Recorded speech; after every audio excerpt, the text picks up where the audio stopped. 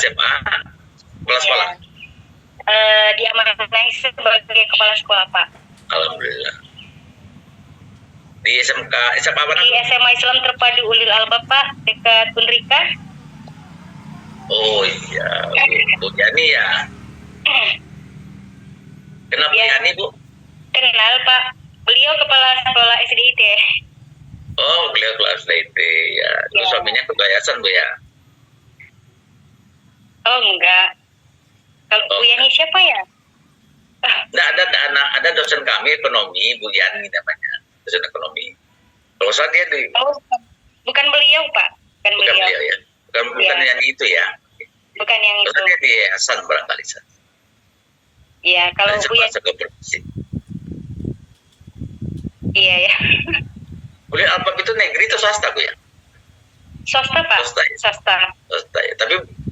Tapi siswanya luar biasa, Bu ya. Alhamdulillah, Pak. Kita sudah 2 tahun ini sudah menolak siswa. Waduh, sama kayak Pak Tumpal kan. Itu. Kalau Pak Tumpal lebih banyak, Pak. kalau kami SMA-nya tersendiri, jadi sudah 400 lebih, karena utility-nya juga belum mendukung sih untuk penambahan siswa, Pak. Jadi kita bisa memaksakan juga. Ya perlu nanti dibagi-bagi itu, Bu, karena artinya pengalaman Ibu itu kan, kalau Bu Rana kemarin cerita masih di bawah 1.000, Bu ya, gitu, Bu Rana. Iya benar, Pak. Nah, ini Bu, jadi perlu jadi kita tuh dalam menjalankan sesuatu itu copy paste lebih mudah. Lebih mudah. Jadi apalagi kalau misalnya permasalahan kawan-kawan yang udah menolak siswa, otomatis kan adik kita yang baru nyampe 200 atau belum sampai 1.000, itu kita udah siapkan visi jangka panjang, istilahnya rencana jangka panjang. Nah, sehingga memang perlu juga ngebahas sebetulnya, bisa artinya apa sih yang perlu kita siapkan, sehingga kalau pada saat nambah terus berkembang terus gitu kan. Atau memang punya target lain, dan rata-rata sebuah yayasan itu maunya dari TK sampai dengan perguruan tinggi kan. Contoh Muhammadiyah Malang gitu kan, Bu. Kalau kita bilang, walaupun Muhammadiyah sendiri kan tersebar kemana-mana dia. Tetapi kalau yang paling bagus kampus yang sekarang. Tapi kalau kita lihat organisasinya sendiri kan, dia dari TK aja mungkin dari PAUD udah ada sampai dengan perguruan tinggi. Dan UMM itu termasuk kampus udah biasa dia. Walaupun di Batam sendiri untuk Muhammadiyah nggak terlalu berkembang kampusnya. Itu. Nah itu bisa jadi kajian. Bu Atika, makasih banyak. Bu Pak Irwanto dulu deh, Pak Irwanto Guntoro. Ya, siapa? Izin Pak. Ya, Bapak Pak. Di Batam, Papua? Saya lokasi sekarang ini, Pak, di Jawa, pulang kampung. Tapi Bapak Papua juga? Ya, tugas di Kabupaten Biak Numfor, Papua, Pak. Oh, sekolah SMP? SMP, Pak. Sama Pak Ben, sama Pak Mahmud. SMP. Oh, kenapa orang Jawa semua ke sana, Pak ya? Kenapa nggak ada orang Sumatera ya? Pak Beni orang Sumatera, Jambi. Oh, Jambi. Iya. Pak Mahmud Rekang. Sulawesi. Oh iya, Sulawesi, luar biasa. Gimana Pak pengalaman di sana, seru Pak ya? Kalau pengalaman di sana sih, saya tinggalnya ini Pak, di perpustakaan. Jadi tidak ada ruang, tidak ada sumur. Ya kalau di sana sih banyak gangguan kayak orang mabuk. Terus juga ada ya pencuri-pencuri, cunggil-cunggil yang ada di sekolah. Siswa berapa Pak? Siswa berapa di sana? Siswa kurang lebih 100-an Pak. 100-an siswa di sana. Di sana kendalanya cuma ini Pak, kadang jaringan internet itu agak susah, hilang-hilang, tidak stabil. Yang kedua untuk putus. Ya jaringan. Kendalanya di ini Pak ya, di mana namanya? Jaringan internet. Atau apa videonya baru matiin, suaranya aja keluarin. Pak izin Pak. Iya Pak. Suaranya apa? Videonya bermatiin. Ya, enggak apa-apa. Ini Pak, kendalanya di Ya, ini, siap Pak. di Oh, internet tidak stabil. siap. Nggak apa-apa. Pak izin, berarti nanti bisa kita lebih banyak hal yang kita bisa diskusikan sebetulnya ya Pak ya. Jadi Iya. selama nanti perkuliahan kan Bapak ada sekitar 4 tahun, 2 tahun di kita kan, Iya. itu 1,5 tahun. Ya mudah-mudahan bisa menjadi inspirasi juga karena kan kawan-kawan di sini Pak di Batam teman-teman FKIP itu kan bingung juga kan hanya berputar di sekitar Kepri aja. Kenapa enggak kayak seperti Bapak gitu, Bapak Ibu yang ada di luaran gitu. Oke, makasih Pak Hermanto, sukses selalu. Iya Pak, terima kasih Pak. Selanjutnya terakhir ya siapa yang belum nih? Kita sapa Pak Iwas sudah ya, Pak Iwas Yafdas belum ya? Pak Iwas Yafdas? Ya. Oke Pak, selamat izin Pak di Batam di Papua. Saya di Papua, di Kabupaten Biak Numfor, di Pulau Numfor juga sama dengan Pak Hamzah. Pulau ya, apa Pak Beni juga ya? Ya. Siap. SMP siapa Pak? Saya di SMK sama dengan Pak Hamzah. Kepala Oh, Pak sekolahnya Hamzah. itu saya. Oke. Punya suka dukanya Pak? Sedikit Pak, saya pengen tahu. Ya, kalau untuk saya, saya kebetulan orang Biak dan untuk saya pasti aman-aman saja Pak. Aman-aman Tidak ada aja ya. sesuatu yang. Ya, dia kerja di kampung sendiri enak sih Pak. Iya, siapa? Iya, oke. Baik Bapak Ibu. Ada lagi yang belum saya panggil?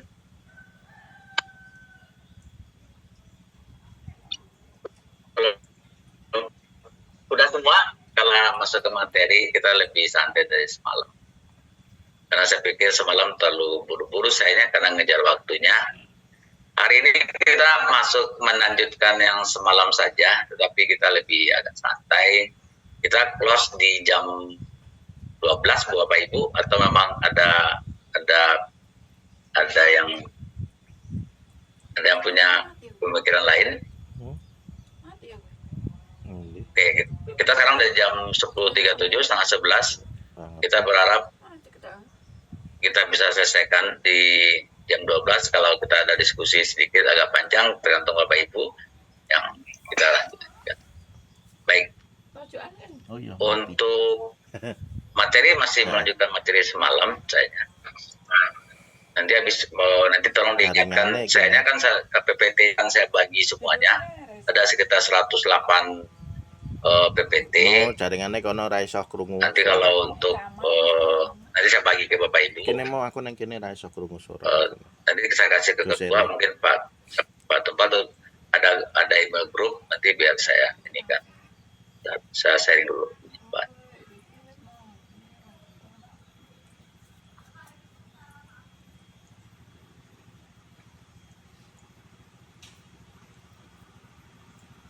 Oke. Untuk bahan udah PPT bisa dilihat Bapak Ibu? Saya. Oke, saya lanjut dulu ya. Saya lanjut dulu satu sesi sekitar setengah jam, terus kita diskusi sedikit. Oke, masih mengingat yang semalam, manfaat manajemen strategik. Jadi organisasi itu harus menjadi dinamis. Kemudian pengendali penggunaan sumber daya, pendekatan yang logis, rasional dan sistematis, sarana mengkomunikasikan gagasan, kreativitas, prakarsa, inovasi, dan informasi baru untuk merespon perubahan lingkungan. Kemudian adalah mendorong perilaku proaktif, meningkatkan partisipasi dan tanggung jawab semua unsur terkait. Ini manfaat dari manajemen strategik. Jadi walaupun ini teori itu seperti ini, kadang di prakteknya kita akan berhadapan dengan hal yang berbeda.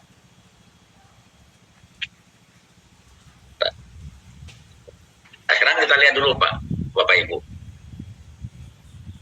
hubungan manajemen strategik dengan manajemen fungsi organisasi. Jadi apa sih yang menjadi hubungannya antara manajemen strategik ini dengan manajemen hubungan kerja? Sebelum itu kita satu pemahaman dulu yang disebut dengan manajemen itu kan secara definisi dasarnya atau definisi gampangnya kita nyatakan bagaimana memakai tangan orang lain untuk mencapai tujuan organisasi. Jadi tangan orang lain itu maksudnya struktur struktur organisasi yang ada di dalam kemudian di manage itu. Jadi kitanya sebagai pemimpin itu mengatur itu atau membagi atau mengalokasi pekerjaan-pekerjaan yang jadi target tujuan organisasi sehingga itu yang disebut dengan manajemen. Bukan manajemen itu orang kita ngerjain sendiri, kemudian kita jalan sendiri, kita ngapuasi sendiri kayak gitu ya. Itu yang disebut dengan manajemen. Jadi memakai tangan orang lain untuk mencapai tujuan. Mungkin nanti tergantung besar kecilnya aja sama. Jadi kalau misalnya cuma anggota kita cuma berlima ya kita lebih mudah sebenarnya membagi pekerjaannya, atau lebih banyak itu satu sisi lebih meringankan pekerjaan, tapi satu sisi akan menambah beberapa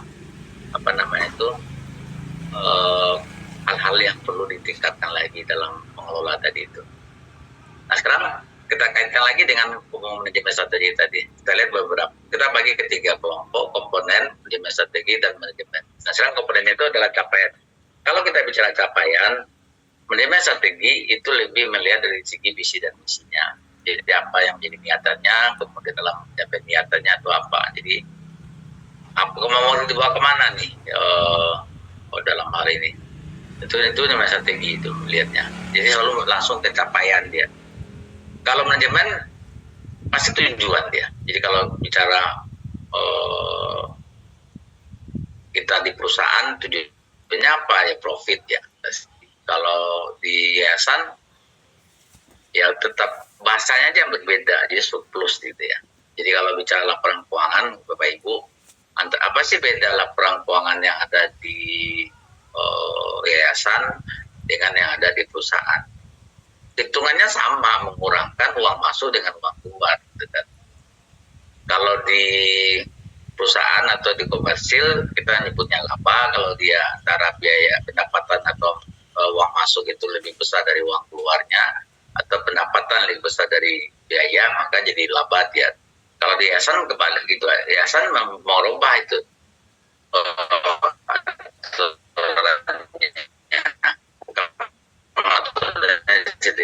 normanya atau standarnya rugi, tapi surplus atau defisit. Jadi kalau misalnya penerimaannya itu lebih besar daripada pengeluarannya, maka dia surplus gitu.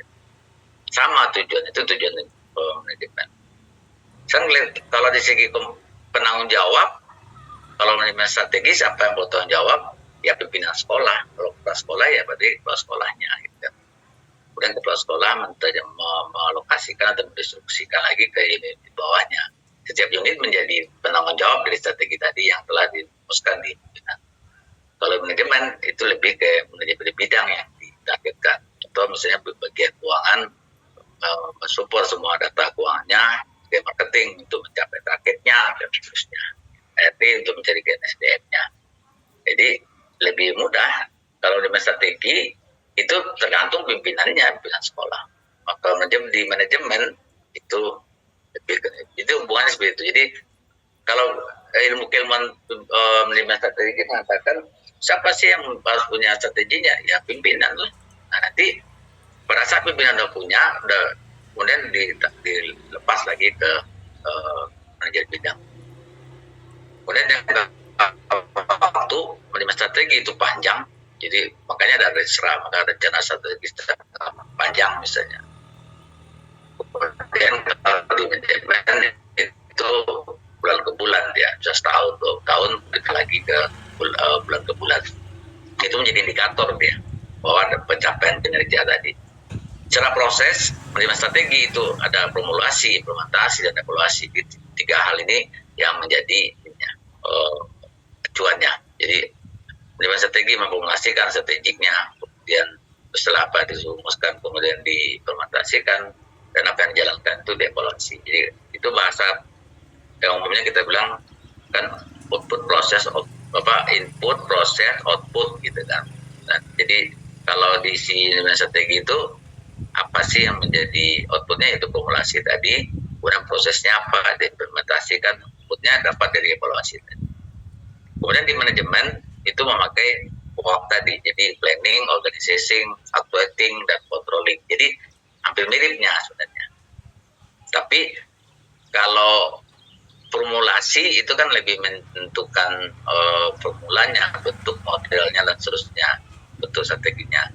Kalau di manajemen kan ada planning lebih ke anggaran. Itu lebih membentukkan apa sih yang strukturnya. Jadi dari perencanaan itu dipecah ke organisasi siapa yang bertanggung jawab dan untuk pemenuhan planning tadi. Actuating ya pelaksanaan tadi. Jadi pelaksanaannya. Agar dia berjalan baik maka harus dikontrol. Dia mengontrol itu bukan dijadikan dimandorin, tapi itu dia bagaimana metode yang kita buat. Kemudian komponen berikutnya adalah ruang lingkup. Di manajemen strategi itu lebih bicara kepada lembaga pendidikan ya, di strategi-strategi yang harus kita laksanakan di lembaga pendidikan. Jadi harus punya strategi ya. Jadi artinya di bagian diklatnya atau seterusnya itu lebih merumuskan apa yang diharapkan akan dicapai. Dan di manajemen itu lebih kepada menjalankan apa yang telah dilakukan oleh lembaga pendidikan tadi. Di sisi keterlibatan, kalau kita lihat manajemen strategi itu lebih ke top manajemennya. Jadi kalau kepala sekolah itu kan top manajemen melakukan ini. Dan di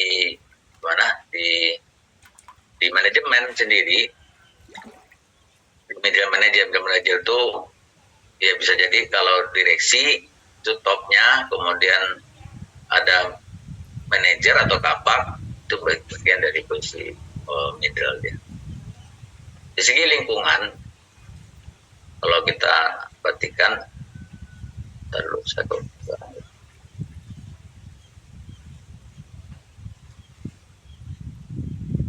Bapak Ibu, saya pindahkan.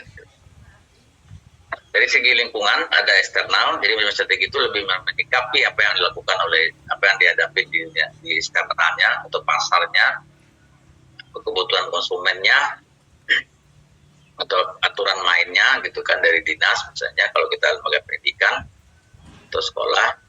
Kalau di manajemen itu internalnya, jadi strategi yang telah dibentuk itu harus fokusnya bagaimana manajemen. Bicara perencanaan itu dengan strategi disebut dengan perencanaan strategis, kalau di manajemen disebut dengan perencanaan. Di bedanya di mana? Lagi dulu.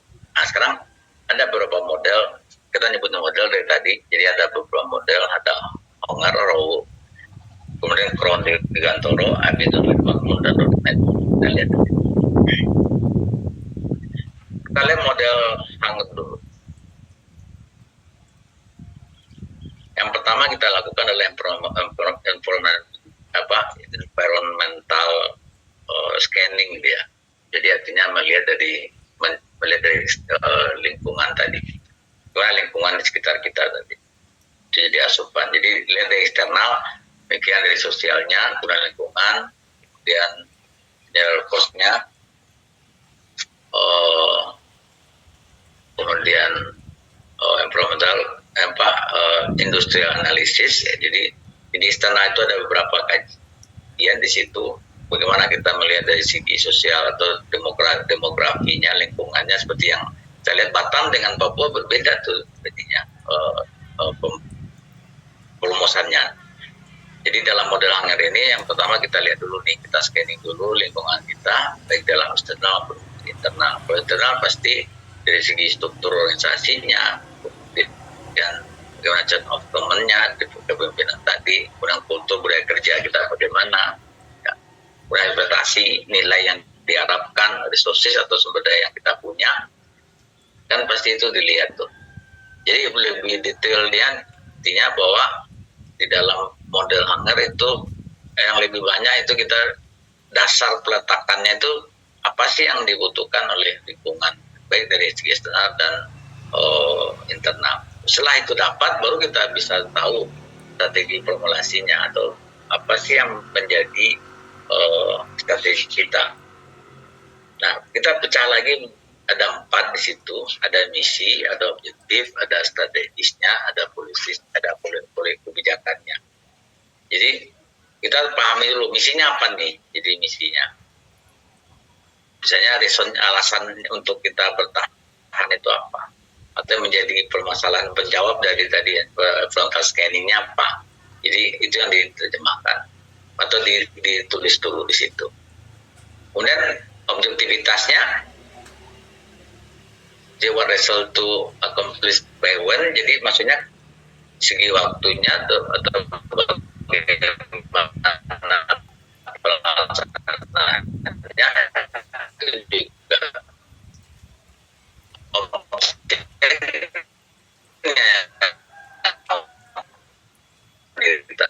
kalau kita bicara itu ada di, jadi apa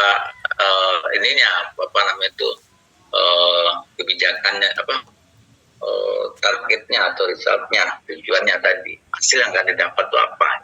Sehingga dari misi, objektif, maka timbullah strategis tadi. Jadi dibikinlah plan to achieve the mission dan objektif. Jadi bagaimana perencanaan strategisnya dari 2 tadi, dari pemenuhan misi dan pemenuhan aktivitas. Sehingga pada saat itu baru dikeluarkan kebijakannya. Jadi dibuat keputusan mengenai apa yang tadi telah dituangkan di strategi, di perencanaan tadi. Setelah, jadi itulah formulasi yang disebut dengan strategi formulasi. Jadi dari misi, objektivitasnya, strategisnya, dan kebijakannya, polisinya tadi. Setelah ini keluar SK-nya atau keputusannya, maka diimplementasikan. Nah, pertanyaannya, bagaimana kita mengimplementasikan strategi tadi? Dari kebijakan tadi kita bikinlah program, apa langkah-langkahnya atau activity need to accomplish a plan. Jadi bagaimana kita mendetailkan lagi dari apa sih actionnya, apapun langkahnya. Kalau saya bicara peningkatan mutu, berarti salah satu actionnya adalah peningkatan kemampuan guru atau penambahan pelatihan dan seterusnya. Itu kan bagian daripada aktivitasnya. Kalau bicara mengenai menghadapi fasilitas, berarti apa actionnya, gitu kan? Itu yang perlu diterjemahkan. Nah, karena ada program, berarti kegiatan ada, berarti perlu budget di situ. Anggarannya ada enggak? Nah, jadi setiap kita bikin program juga harus disesuaikan dengan budget. Jangan sampai kegiatannya banyak, tapi anggaran enggak ada, itu sama juga bohong, dia nggak akan jalan itu semua. Nah, makanya kalau kita mengacu ke pemerintahan bahwa pembuatan perencanaan kegiatan itu dimulai dari musrembang, jadi musyawarah rencana dan pengembangan, musrembang dia. Nah, kalau kita di sekolah ya berarti kita kumpulkan itu semua stakeholder kita, kemudian kita tuangkan di dalam aktivitas tadi, setiap bagian membuat kegiatan, jadi dan menerjemahkan dari putusan dari strategi formulasi tadi. Dan program-program yang terbuat itu di musrembang, kemudian kita jadikan berapa nilai-nilainya. Pada saat nilainya nggak cukupin, berarti ada yang kita masuk ke posisi mana yang lebih krusial, mana lebih urgensi, gitu kan. Jadi dipilah-pilah. Nah, setelah itu baru masuk ke prosedur. Ya. Jadi artinya setelah kita sesuaikan antara program atau perencanaan strategis tadi dengan aktivitasnya, kemudian anggarannya ada, baru kita bikinkan prosedurnya. Jadi bagaimana setiap bagian itu atau setiap unit yang bertanggung jawab untuk melaksanakan langkah-langkah di dalam pelaksanaan budget tadi. Ya Bapak Ibu yang di ASN sebenarnya itu udah ada ininya. Nah, contoh misalnya pada saat setelah musrembang menjadi rancangan anggaran pemerintah daerah namanya, setelah itu APBD masuk ke era APBD-nya sendiri, satu di mana anggaran yang kita dapatkan, kegiatan apa yang kita dapatkan, itu baru kita lihat siapa unit mana yang menjalankannya. Itu strategi implementasinya. Jadi ada 3 yang kita laksanakan di strategi implementasi, program, budget, dan prosedur. Yang terakhir apa yang kita laksanakan? Kita udah mau scanning formatnya atau lingkungannya, strateginya udah kita tetapkan, kemudian kita udah implementasikan, setelah itu baru kita evaluasi dan kontrol. Jadi sebagus apapun strategi kita, sebagus apapun pelaksanaannya, bagaimana kita tahu bahwa itu sudah berjalan baik, maka perlu evaluasi dan kontrol. Bisa jadi pengawasan ini atau kontrol ini itu masuk ke ranah pengawasan dia. Jadi pengawasan itu sebenarnya menerjemahkan atau menyimpulkan apa yang kita dapatkan dari kegiatan evaluasi kita. Jadi kita evaluasi itu bagian dari pengawasan sebenarnya. Kemudian evaluasi itu juga bagian dari kontrol juga. Sehingga apa yang kita dapatkan dari evaluasi ya performance tadi. Jadi proses to monitor performance and take corrective action. Jadi artinya di dalam pelaksanaan ini, pelaksanaan prosedur tadi atau program yang telah ditetapkan menjadi budget dia dan kita prosedurkan sehingga kita tahu nih di mana letak nggak jalannya. Jadi pada saat nggak jalan langsung dikoreksi. Kalau di swasta mungkin lebih gampang kita mengkoreksinya, tapi kalau di pemerintahan hati-hati di situ karena ada uang negara yang kita jalankan. Di Bapak Ibu juga mesti mengikuti prosedurnya sehingga pada saat kita mau evaluasi dan kontrol ini juga bagian daripada mengamankan tadi. Kalau sesuatu itu di luar mata anggaran, jangan coba-coba itu dilanjutkan, tapi dicoba diajukan dulu penyesuaiannya baru kita bisa lanjut ya. Karena Bapak Ibu, sedikit kita yang Bapak Ibu yang ASN, kan banyak tuh uang bosnya atau uang bantuan PBD-nya, PPN-nya, hibahnya, semacam. Selama itu menyangkut uang keuangan negara, itu mesti menjalankan sesuai dengan prosedurnya. Kalau tidak, nanti Bapak Ibunya yang jadi korban. Korban itu maksudnya, memang kita tidak berniat dalam hal memberikan keuangan negara, tetapi karena kitanya tidak membaca aturan mainnya atau tidak mengikuti prosedurnya, kitanya nanti yang bermasalah. Ya, jadi karena kata kawan-kawan yang DSN, kalau kita jadi PPK misalnya, jadi pejabat pembuat komitmen atau PPTK atau pengguna anggaran itu paling salahnya bijak aja. Jadi itu udah katanya kakinya udah 1 tuh di penjara tuh. Baik ya. Itu yang saya coba kita sharing. Jadi karena gini Pak, kita sedikit di luar banyak kasus kawan-kawan di kepala sekolah yang memakai uang negara. Sebetulnya niatnya baik nih. Contoh kasus Semansa kemarin. Itu kan ada uang jalan-jalan, tapi kan uang jalan itu dipakai untuk dari dana yang tidak ada di anggaran tadi. Nah, jadi akhirnya jadi temuan dia. Jadi Bapak Ibu yang memakai uang anggaran negara itu evaluasi dan kontrol itu pasti tuh. Jadi ada inspektorat, ada BPK, BPKP gitu, BPKP atau BPK sendiri atau malah KPK-nya sendiri. Nah itu masuk situ atau jaksa. Jadi kalau untuk tipikor ada 3 tuh nanti yang membagi itu, kejaksaan, kepolisian, dan KPK tuh. 3 itu tuh udah kontrak mereka. Siapa yang mau masuk itu mereka perlu dulu nih. KPK yang masuk dan BPK yang masuk atau polisian yang masuk. Nah, kalau udah masuk ke situ, kadang-kadang kita dijadikan TM saja. Untuk makanya Bapak Ibu, pengalaman saya juga. Pada saat saya kepala SPI di Rumah Sakit Umum Daerah, itu direktur saya masuk penjara itu. Bukan karena membuat dia kaya, enggak. Secara kemajuan ada, tapi secara kebijakan salah.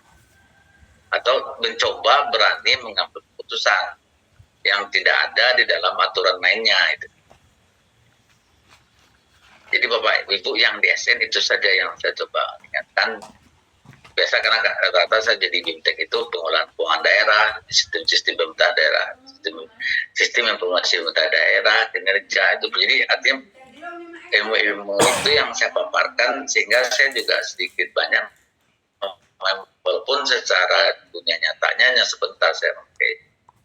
Jadi Bapak Ibu, di pemerintahan itu udah jelas aturan mainnya, jadi jangan coba-coba kita menjadi pengambil kebijakan. Kita hanya mau decision dalam hal pelaksanaan, tapi bukan pengambil kebijakan yang sudah ditetapkan, itu mencoba mentafsir sendiri. Tafsirnya hati-hati gitu. Nah, beda dengan kita di swasta, Bapak Ibu yang di kepala sekolah swasta, itu lebih mudah karena kita cuma menyampaikan atau meminta arahan dari yang sudah diputuskan oleh yayasan, kemudian kita jalankan, dimonitor oleh mereka. Kalau toh terjadi kesalahan yang bersifat kerugian, itu masih ada kebijakan dari yayasan, jadi atau ada win-win solusinya. Bagaimana cara menyikapi kesalahan tadi? Beda dengan di pemerintah, kalau bapakku salah sudah diangkat, kalau nggak gue balikin sudah masuk penjara dia. Ya, tapi kan rusak namanya. Itu barangkali satu.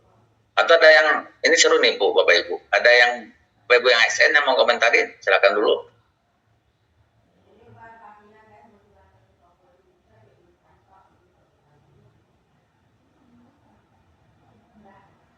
Tidak ada, kita lanjut dulu. Oke. Kita masuk ke model ROE. Di model ROE ini bedanya mulainya adalah dari hampir sama sebenarnya, tapi bentuk dua juga. Kita melihat dari eksternal, kemudian dari internal sendiri. Jadi jadi yang kita perhatikan di sini adalah ini adalah sebuah lingkungan tadi. Jadi ada jadi sebuah semacam siklus ya. Jadi strategi manajemen itu jadi cikal bakalnya akan menurunkan kepada strategi planning, kemudian menjadi strategi kontrol ya. Nah, tetapi dua ini strategi planning dan itu adalah melihat dari segi external environment dan internal environment yang tadi. Nah, jadi semua saling berhubungan. Jadi strategi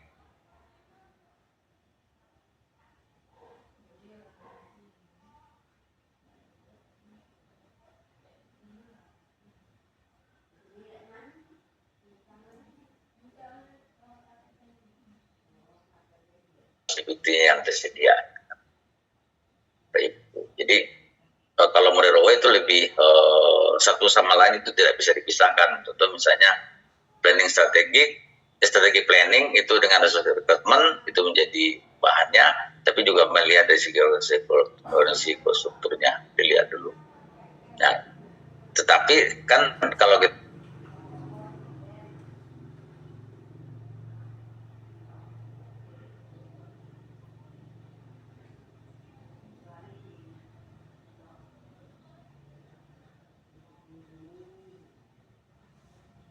daripada strategi manajemen itu akan mengimplementasikan sehingga nanti perlu kontrol dia.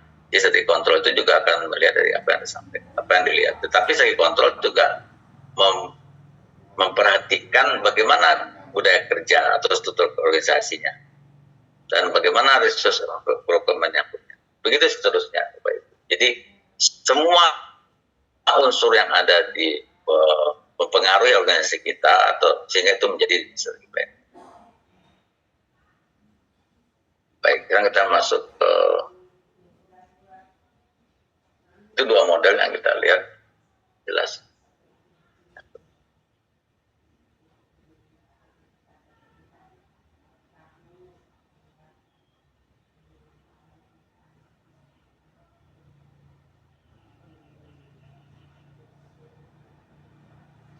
Oke, di sini ada model Prondirgantoro namanya dalam manajemen strategi gitu.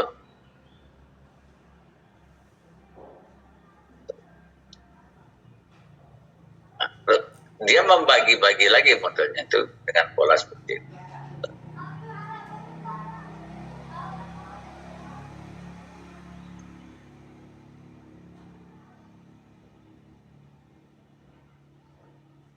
Jadi ada operasional internasional, tanggung jawab sosial. Jadi kita dalam manajemen strategi itu melihat dari segi operasional internasionalnya atau tanggung jawab sosialnya. Yang jelas kalau kita di dunia pendidikan pasti tanggung jawab sosial itu yang jadi utamanya. Nah, itu dituangkan masuk ke kelengkungan manajemen strategik. Nanti kita pilih lagi penetapan visi, misi, dan objektivitas. Kemudian dasarnya penetapan visi misi itu berdasarkan analisa lingkungan internal dan eksternal. Ya, dan kemudian pada saat itu sudah dilaksanakan, maka kita formulasikan strategi itu, menyiapkan, memilih, dan menetapkan. Setelah itu implementasi strateginya apa, solusinya apa, targetnya apa, ketahunan, bulanan, dan seterusnya, mengalokasi sumber daya. Terakhir adalah kita kendalikan strategi itu. Bagaimana caranya? Kita ukur, kita evaluasi, kita lihat performanya. Itu bagaimana kita mengukur performanya? Kita bikin indikator key performance index-nya, performance indikatornya. Dan satu sama lain itu akan saling keterkaitan, sehingga itu menjadi feedback ya. Feedbacknya maksudnya adalah kalau kita melihat feedback dari contoh gini, panahnya adalah panah semua lain itu mengacu kepada, kalau alurnya adalah analisa dari penetapan visi misi, kemudian jadi analisa, diformulasikan, diimplementasikan, dievaluasi, gitu kan. Nah, semua ini itu di satu bagian yang nggak bisa dipisahkan. Bagaimana feedback yang didapat? Nah, itu kan kaitannya adalah dari semua itu kita mesti melihat feedbacknya. Nah, feedback itu dipengaruhi oleh fungsi keuangan, pemasaran, produksi atau operasi. Sebenarnya kotak yang di dalam tadi, saya contoh manajemen strategi itu dibikin satu kotak dia sampai ke feedback. Jadi feedback yang itu semua manajemen strategi itu dipengaruhi oleh dua. Kalau di model Kron ini, Kron di kantor itu, satu adalah tanggung jawab sosial, kemudian adalah fungsi keuangan tadi, fungsinya keuangan, pemasaran, dan produksi. Itu boleh kita. Akhirnya kita lihat lagi di model berikutnya. Model Bin Samsudin ya.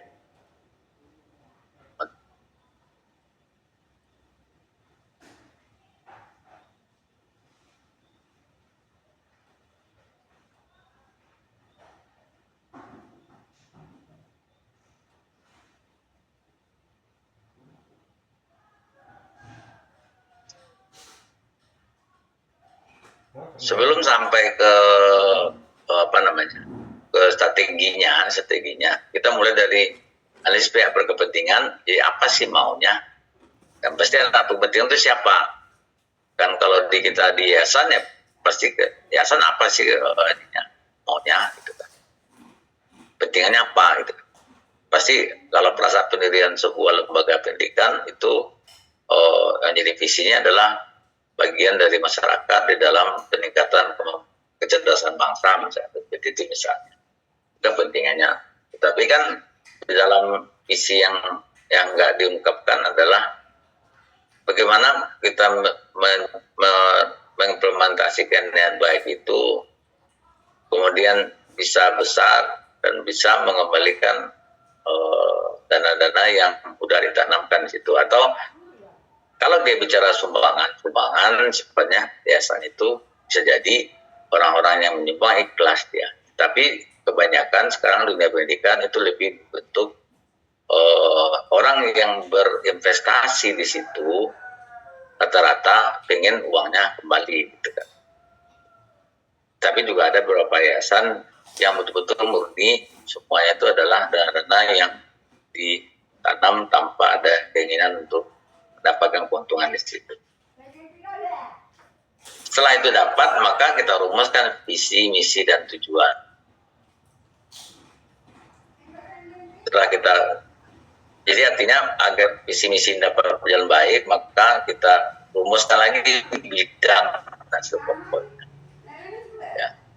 Nah, ini jadi artinya dirumbukin di atas, lalu turun lagi kepada kelompok pekerjaan adalah analisis posisi. Jadi analisis dulu posisinya. Jadi setelah kita lihatkan apa kita tampung apa yang dibutuhkan atau kepentingan dan kita rumuskan. Setelah itu kita bicara analisa posisi lagi. Jadi mana sih yang urgensi, mana yang tidak. Dan kita lihat dari segi faktor internal dan faktor eksternalnya. Dianalisa itu semua dalam misalnya bagaimana, itu lihat kekuatan dan kelemahan kita, peluang dan ancaman. Jadi kalau istilah lain itu SWOT ya. Jadi SWOT itu strength, weakness gitu ya. Kalau ibu mungkin serang dekat itu SWOT gitu kan. Bukan sewot Bapak Ibu, jadi SWOT ya. Jadi apa kekuatan kita, apa kelemahan kita, apa peluang kita, apa itu ancaman.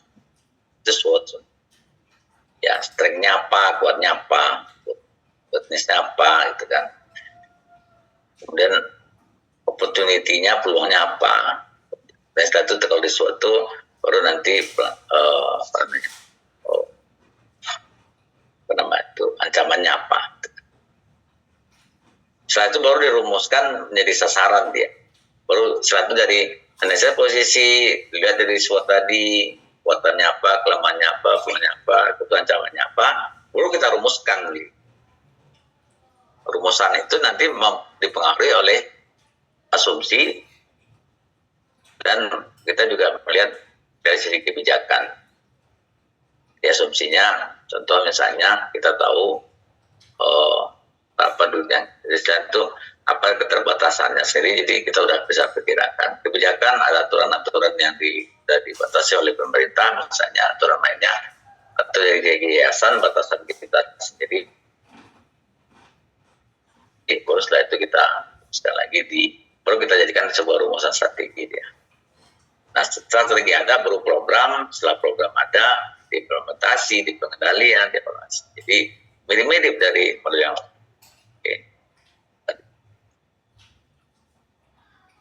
kita ada beberapa model yang kita lihat.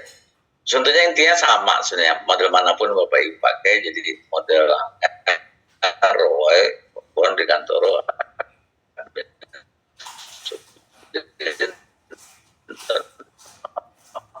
dan nanti yang terakhir adalah dalam membuat strategi itu adalah ya kan saya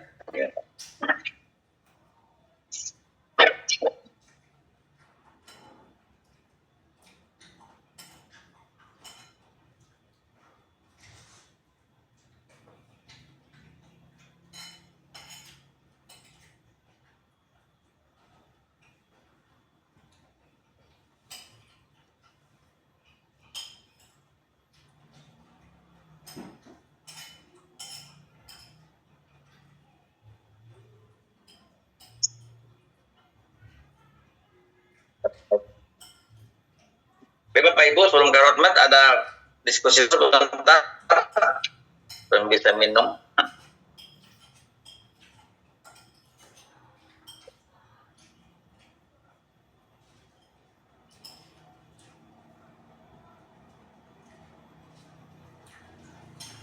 Baik, kalau kita masuk ke roadmap model, nah jadi lebih ke Bapak Ibu perhatikan sama aja. Jadi apa sih langkahnya? Satu, ya kita lihat analisa adanya kebutuhan aplikasi konsep master organisasi. Jadi ini dalam perumusan strategisnya kita pakai roadmap. Jadi kita roadmap satu, adanya kebutuhan aplikasi konsep master organisasi. Kedua, lakukan analisa SWOT dengan harapan model. Jadi kalau kita lihat di yang sebelumnya lebih mengatakan apa sih yang menjadi kepentingan dari stakeholder, ya kan? Eksternalnya makro dan industri, jadi secara makro dan secara industri, secara kecilnya, mikronya. Internalnya kita lihat SDM-nya, si fisiknya. Langkah ketiga, diplomasikan. Negara memperhatikan prinsip organisasi, strategi korporasi, misalnya strategi induk, strategi generik, dan strategi umum. Itu ya kampanyenya apa, secara khususnya, secara umumnya apa. Baru terakhir adalah nasionalnya, keempat kita implementasikan, dan implementasi itu harus memperhatikan struktur organisasi yang ada, suatu kepemimpinan dalam setiap strukturnya. Berikutnya adalah budaya organisasi, prosedur atau SOP tadi, kemudian program-program yang telah dituangkan, dan terakhir adalah anggaran. Semua itu yang keempat, terakhir adalah penilaian strategi. Sehingga dalam penilaian strategi itu kita bisa melihat kinerjanya. Jadi Bapak Ibu yang ASN kan ada SKP, standar kinerja pegawai ya. Kalau kita di guru kalau kami di Setdos itu kita melihat kinerja kita itu pada saat kita mengisi beban kerja dosen gitu. Jadi BKD LKD, jadi ada beban kerja dosen, ada lembaran kerja dosen. Guru mungkin sama dapat strategi itu juga sama. Jadi bagaimana kita kerja yang kita lakukan. Baik, untuk model ada pertanyaan? Tak ada ya. Kita masuk ke analisis lingkungan. Jadi dari beberapa model itu kita selalu mengatakan bagaimana kita menganalisis lingkungan itu. Nanti dari perhatian lingkungan eksternal itu yang bagaimana, lingkungan eksternal itu yang bagaimana. Yang jelas Bapak Ibu, bagaimana di dalam analisis lingkungan itu lebih kepada kita menilai secara keseluruhan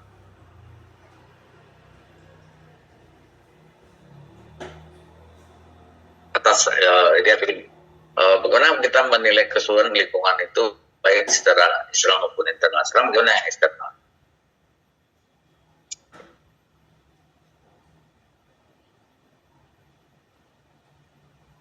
Di pengertian itu penilaian lingkungan secara menyeluruh dan akurat lingkungan eksternal maupun internal, itu yang disebut dengan analisis lingkungan. Jadi saya lihat nih gambarnya.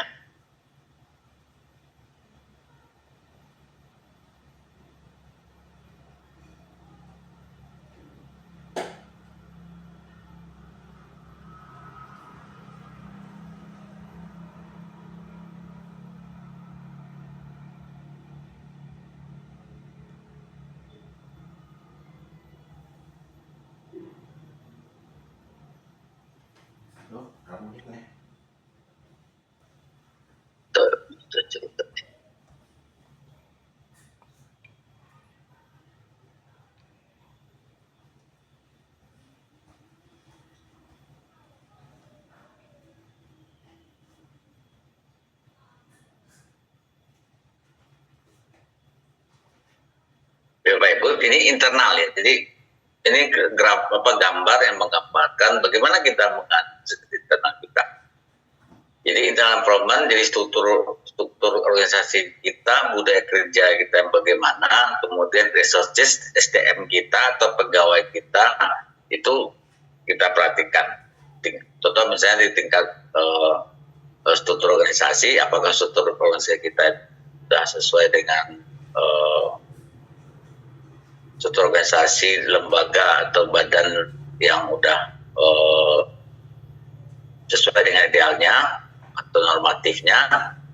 Kalau belum berarti perbaiki, kita cari referensi ya kan. Kalau kita di sekolah di lembaga pendidikan otomatis kita pasti ada acuan di dinasnya ya kan. Kalau kampus kita pakai LDikti, Kopartis gitu.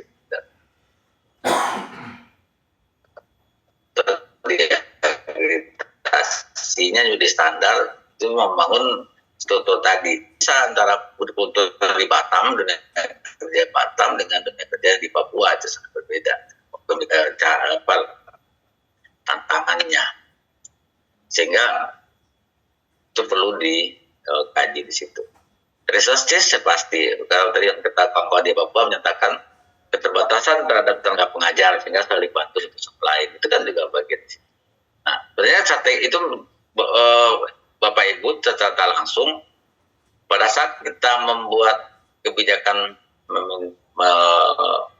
menyelesaikan permasalahan kekurangan tenaga guru, kemudian kita mengajak kepala lain atau saling ngisi, itu bagian daripada strategi. Nah, kenapa? Karena sebenarnya kalau dari segi kajian internal resursesnya kurang, maka perlu tambahan, tapi secara sebenarnya juga terbatas. Yang ada juga di lingkungan lebih tinggi, misalnya di SMP diajar oleh bahkan sebenarnya bisa saja. Ini yang menjadi fokusnya struktur organisasi. Tapi yang mempengaruhi ini adalah stakeholder, governance, special interest group. Jadi ada beberapa kelompok khusus.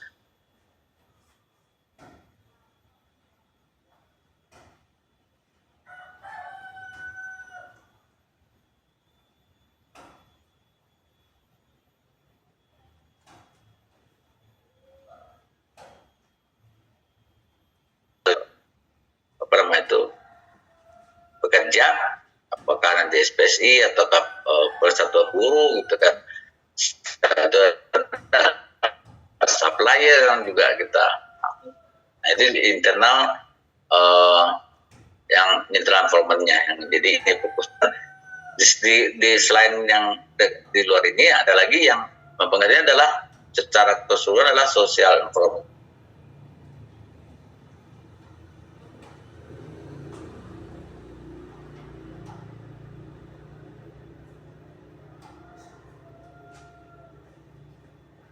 Ini dipengaruhi untuk internal. Jadi internal walaupun hanya di segi dalamnya, tapi juga memperlihat buatnya. Kan eksternal itu kalau kita lihat bagaimana kita menyikapinya, pertama adalah kita monitor gitu. Jadi kalau scanning pertama mempelajari seluruh segmen dalam lingkungan pendidikan, misalnya dengan cara kalau scanning itu memonitor, kemudian kita bagaimana mengamati perubahan, tentu kita forecasting atau kita targetkan, kemudian kita addressing dia, tentukan pengaruh perubahan lingkungan tadi. Jadi kita lihat secara dunia luarnya itu bagaimana segmen yang kita punya nih gitu. Jadi, baik dari segi inputnya maupun segi outputnya gitu kan, atau dari segi setelah siswanya atau setelah siswa keterluar itu bagaimana kebutuhannya. Jadi itu yang kita lihat, kita monitor itu semua kebutuhan itu. Contoh misalnya sampaikan semalam bahwa berarti kalau kita lihat kasusnya Kartini dari semua menjadi tempat orang yang sekolah, tujuan utama orang sekolah hanya satunya. Tapi dunia itu kan berubah kan. Dunia berubah tapi tidak dimonitor gitu kan. Atau tidak lakukan forecast apa yang harus lakukan atau apa sih yang akan kita lakukan menghadapi perubahan-perubahan itu, sehingga kita akan ketinggalan gitu. Buat kawan-kawan yang sekarang itu pasti kajian dari kawan-kawan yang mendirikan yayasan itu, kenapa akhirnya dia jadi pilihan, misalnya pilihan lebih banyak pilihan kayak punya sekolah pribadi gitu, apa yang dibutuhkan oleh perubahan tadi. Kemudian lingkungan internal itu lebih ke pendekatan fungsional, contoh misalnya kesiswaan,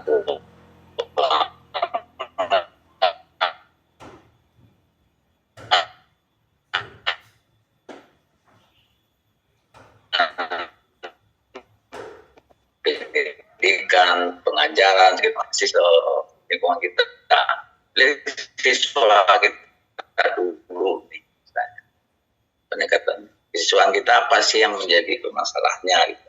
Kita mulai dari masalah dulu, baru kita rumuskan masalahnya, baru kita carikan actionnya apa gitu kan.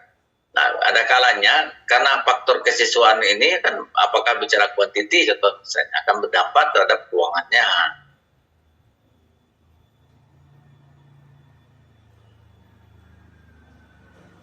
Jadi kalau dan itu bisa dalam hal dari mutu itu bisa terikuti dia. Jadi sejalan gitu kan.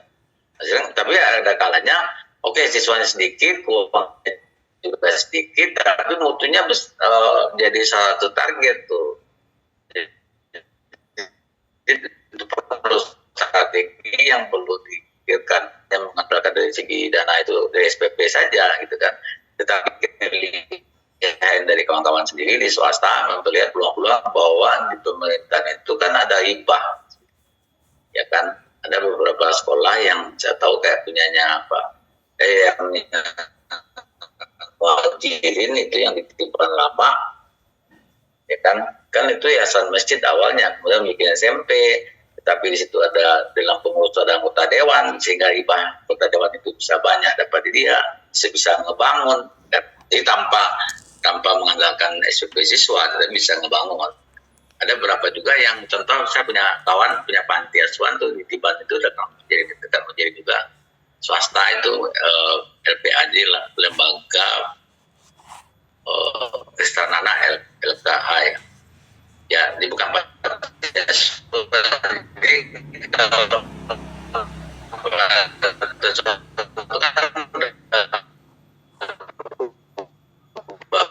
dulu sekarang. Tapi kalau itu karena sekolah panti itu membutuhkan tempat sekolah, sehingga sekolah itu dibangun SD Islam, betul dia bikin SD Islam begitu. Nah, dari mana dananya? Walaupun dia swasta, jadi dananya dari pemuda Singapura gitu kan. Mulailah SD, SMP, SMK, gitu. Pun yang setelah perkembangan SD-nya yang maju.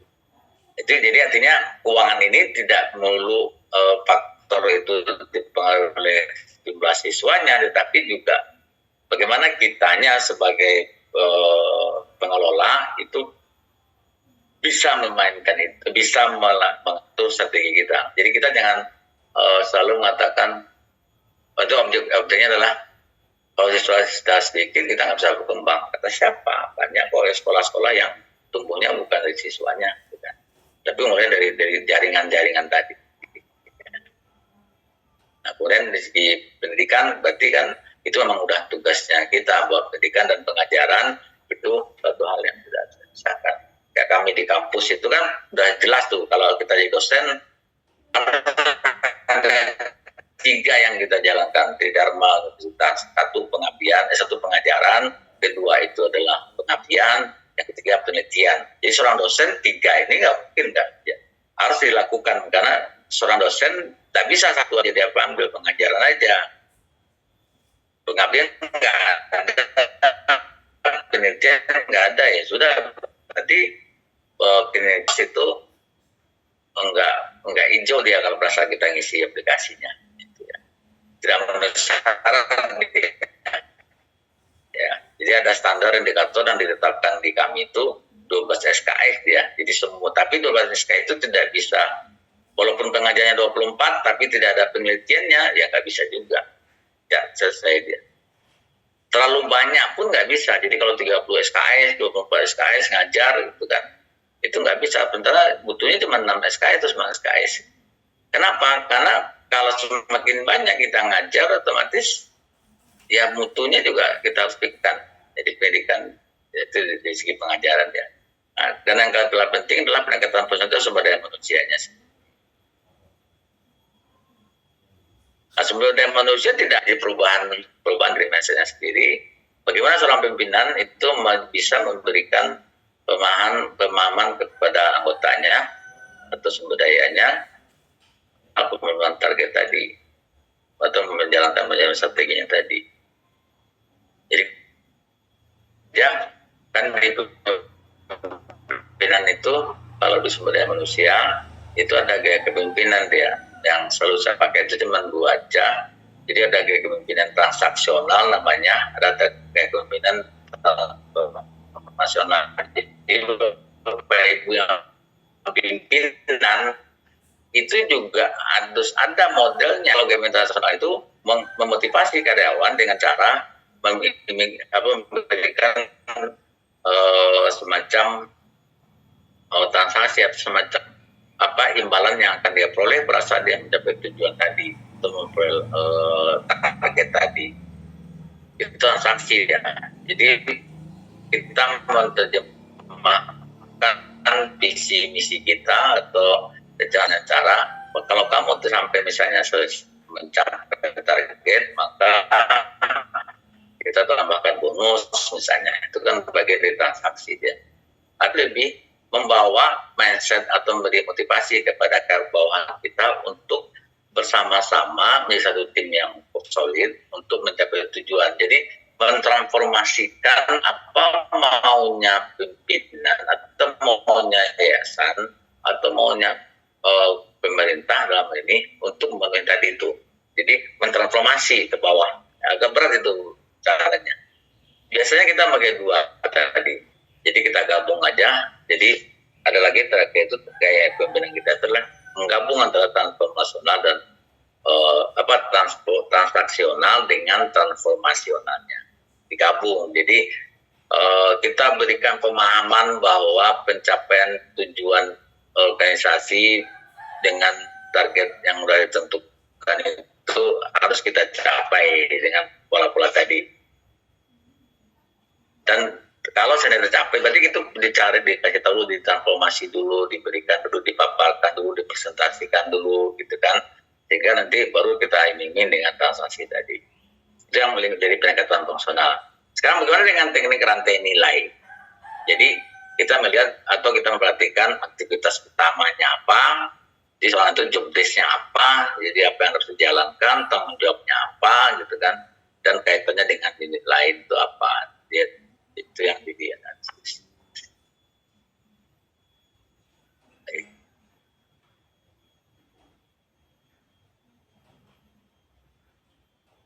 Baik, kita Bapak Ibu cari dulu. Dalam cakupan lingkupan internal nih kita lihat cakupan.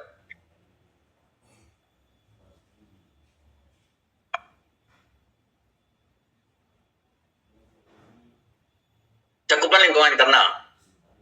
Jadi struktur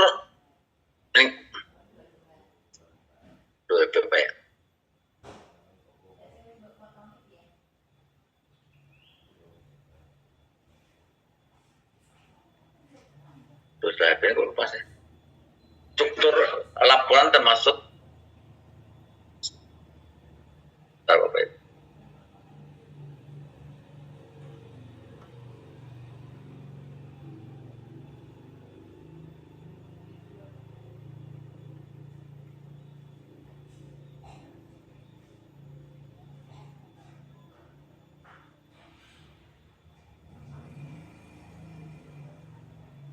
kayaknya lembaga mungkin ya.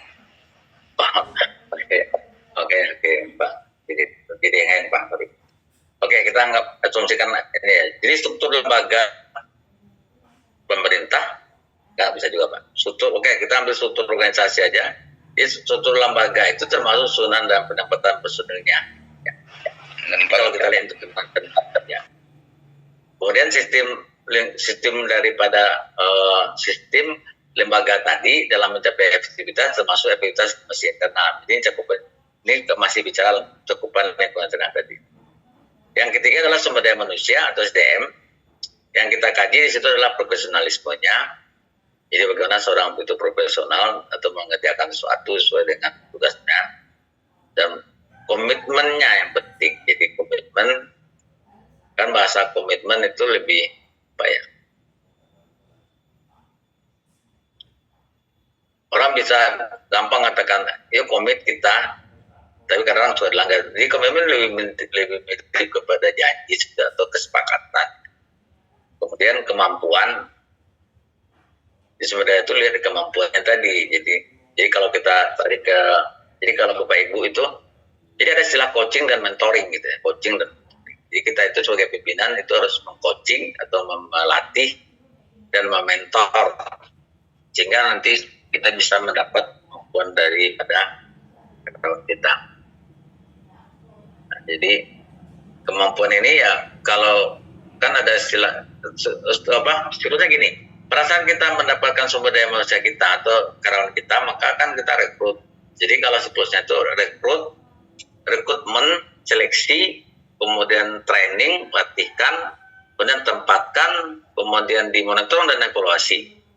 Kemudian kalau dulu ya udah, berarti mutu evaluasi itu akan menghasilkan apa yang harus dilakukan. Kalau dia masih kurang, berarti masukkan lagi ke training, lagi ke awal dia. Jadi kalau Bapak Ibu, kalau siklus dalam hal kekaryawan ini, Ibu rekrut oke, seleksi sesuai dengan kompetensinya, gitu kan.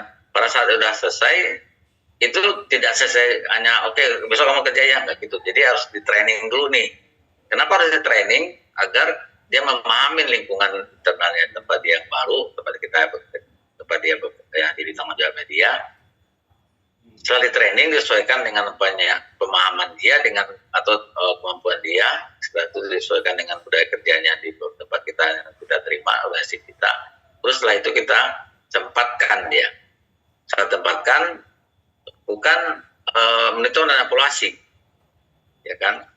Dalam monitor dan evaluasi, kalau memang masih baik, masih kurang, balik lagi ke depan, selalu seperti itu. Jadi Bapak Ibu, itulah yang harus dilakukan oleh kita sebagai pimpinan. Jadi tidak hanya melihat atau like and dislike-nya saja. Jadi kalau nggak suka aja, dan dia punya kemampuan. Kemudian motivasi setiap karyawan itu selalu berubah-ubah, nih turun dia, sama kayak iman pun iman kita itu kan turun katanya. Agar iman kita nggak turun naik, maka kita juga harus selalu menjemput iman itu. Jadi jangan sampai terbawa. Motivasi juga sama. Motivasi Bapak Ibu untuk kuliah itu kan pasti karena suatu gitu. Jangan pada saat karena ada target, kemudian ada harapan, ada cita-cita gitu kan. Itu motivasi dia jadi. Tapi pada saat ada saat di mana nggak lagi lah gitu kan. Nah, sama kayak seperti saya kan pada saat saya kuliah S2 pertama kan ada motivasi untuk lebih baik atau untuk lebih mudah bersaing di luaran gitu kan. Tapi pada saat tercapai malah mundur motivasinya. Padahal belum selesai, itu juga harus dijaga. Jadi awal saya sampaikan semalam itu bahwa apapun yang kita langkahin harus selesaikan. Karena kalau kita enggak, kita baru menyesal setelah itu lewatnya lama. Dan itu tidak bisa diulang. Terakhir adalah termasuk komposisi dan kualitas SDM-nya sendiri. Jadi sumber daya manusia itu kompleks Bapak Ibu sebetulnya. Jadi tidak hanya sekedar orang saja yang kita lihat. Atau ada bahasa kata itu, gue lihat gue penampilannya aja. Tapi gue nggak tahu dalamnya. Jadi kalau penampilan jelek, udah jelek aja itu. Padahal enggak juga. Kadang-kadang di jelek itu ada kualitas. Lihat makanan aja kan, kalau durian lihat tempat juga nggak bagus-bagus juga, ada duriannya, tapi juga enak kan punya. Setelah katanya, ada juga makanan yang secara bentuk nggak bagus, tapi secara rasa bagus, enak. Orang juga bisa begitu, bagus maksudnya dari segi standar kita lah, mana sih standar kita. Secara manusiawi, orang pasti lihat ganteng, cantik gitu kan. Tapi padahal nggak seluruh orang ganteng bagus juga. Orang cantik juga semua nggak semua cantik bagus dalam hal kualitas dalam hal bekerja. Tergantung bagaimana kita memposisikan tadinya. Itu perlu dipahami dalam sumber daya manusianya. Kemudian biaya operasional berikut sumber dananya. Ini biasa menjadi momok nih buat kita pula nih kan. Bapak Ibu yang kepala sekolah pasti tidak paham nih, menyinkronkan biaya personal ini gitu kan. Kadang udah tahu nggak pas. Jadi kalau biaya bahasa akuntansinya, bagaimana kita mengatur cash flow yang baik gitu kan, atau bagaimana kita membuat penganggaran atau perencanaan penganggaran keuangan tadi ya, sehingga dalam perasaan kita menjalankan uangnya kita yang pas-pasan itu lebih bisa sebenarnya. Ya Bapak Ibu, kuncinya dalam keuangan itu kan udah berapa terima. Nah, kalau kurang, ya udah bisa dicari kurang. Kalau nggak dicari kurang, disesuaikan dengan biayanya. Itu berikut sumber dananya. Terakhir adalah faktor-faktor lain yang menggambarkan dukungan terhadap proses kinerja, misi di lembaga yang sudah ada, maupun yang secara potensial dapat mencegah keuangan internal.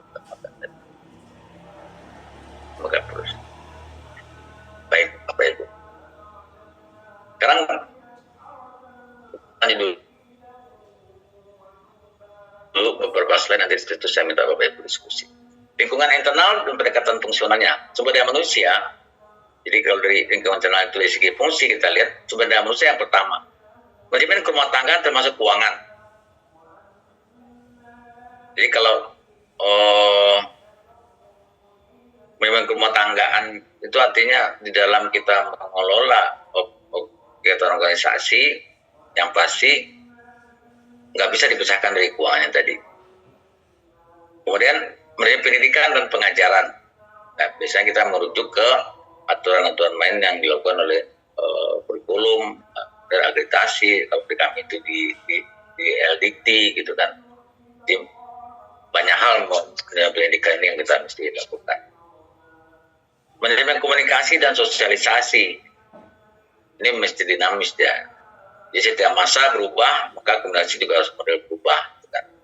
Artinya jangan sampai dalam hal komunikasi ini tidak diikutkan dengan perubahan-perubahan zaman. Jadi pendekatan ini juga diperhatikan dalam analisanya.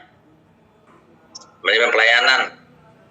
Jadi jangan monoton Bapak Ibu jadi manajemen pelayanan. Jadi selalu ada, kan kita selalu gampang membuat kotak saran, kritik dan saran. Tapi pada saat kita orang kurang kritik, malah kita marah gitu kan. Itu kan sebenarnya pelayanan itu akan lebih bisa dinilai daripada kritikan orang lain gitu kan. Bagusnya layanan itu kan walaupun kita buat SPM-nya, siapa yang memonitor? Berarti kan konsumen yang monitor atau orang yang memakai layanan kita tadi yang paham. Nah, jadi bagaimana memanage pelayanan tadi? Ya ada beberapa yang harus dianalisis ya.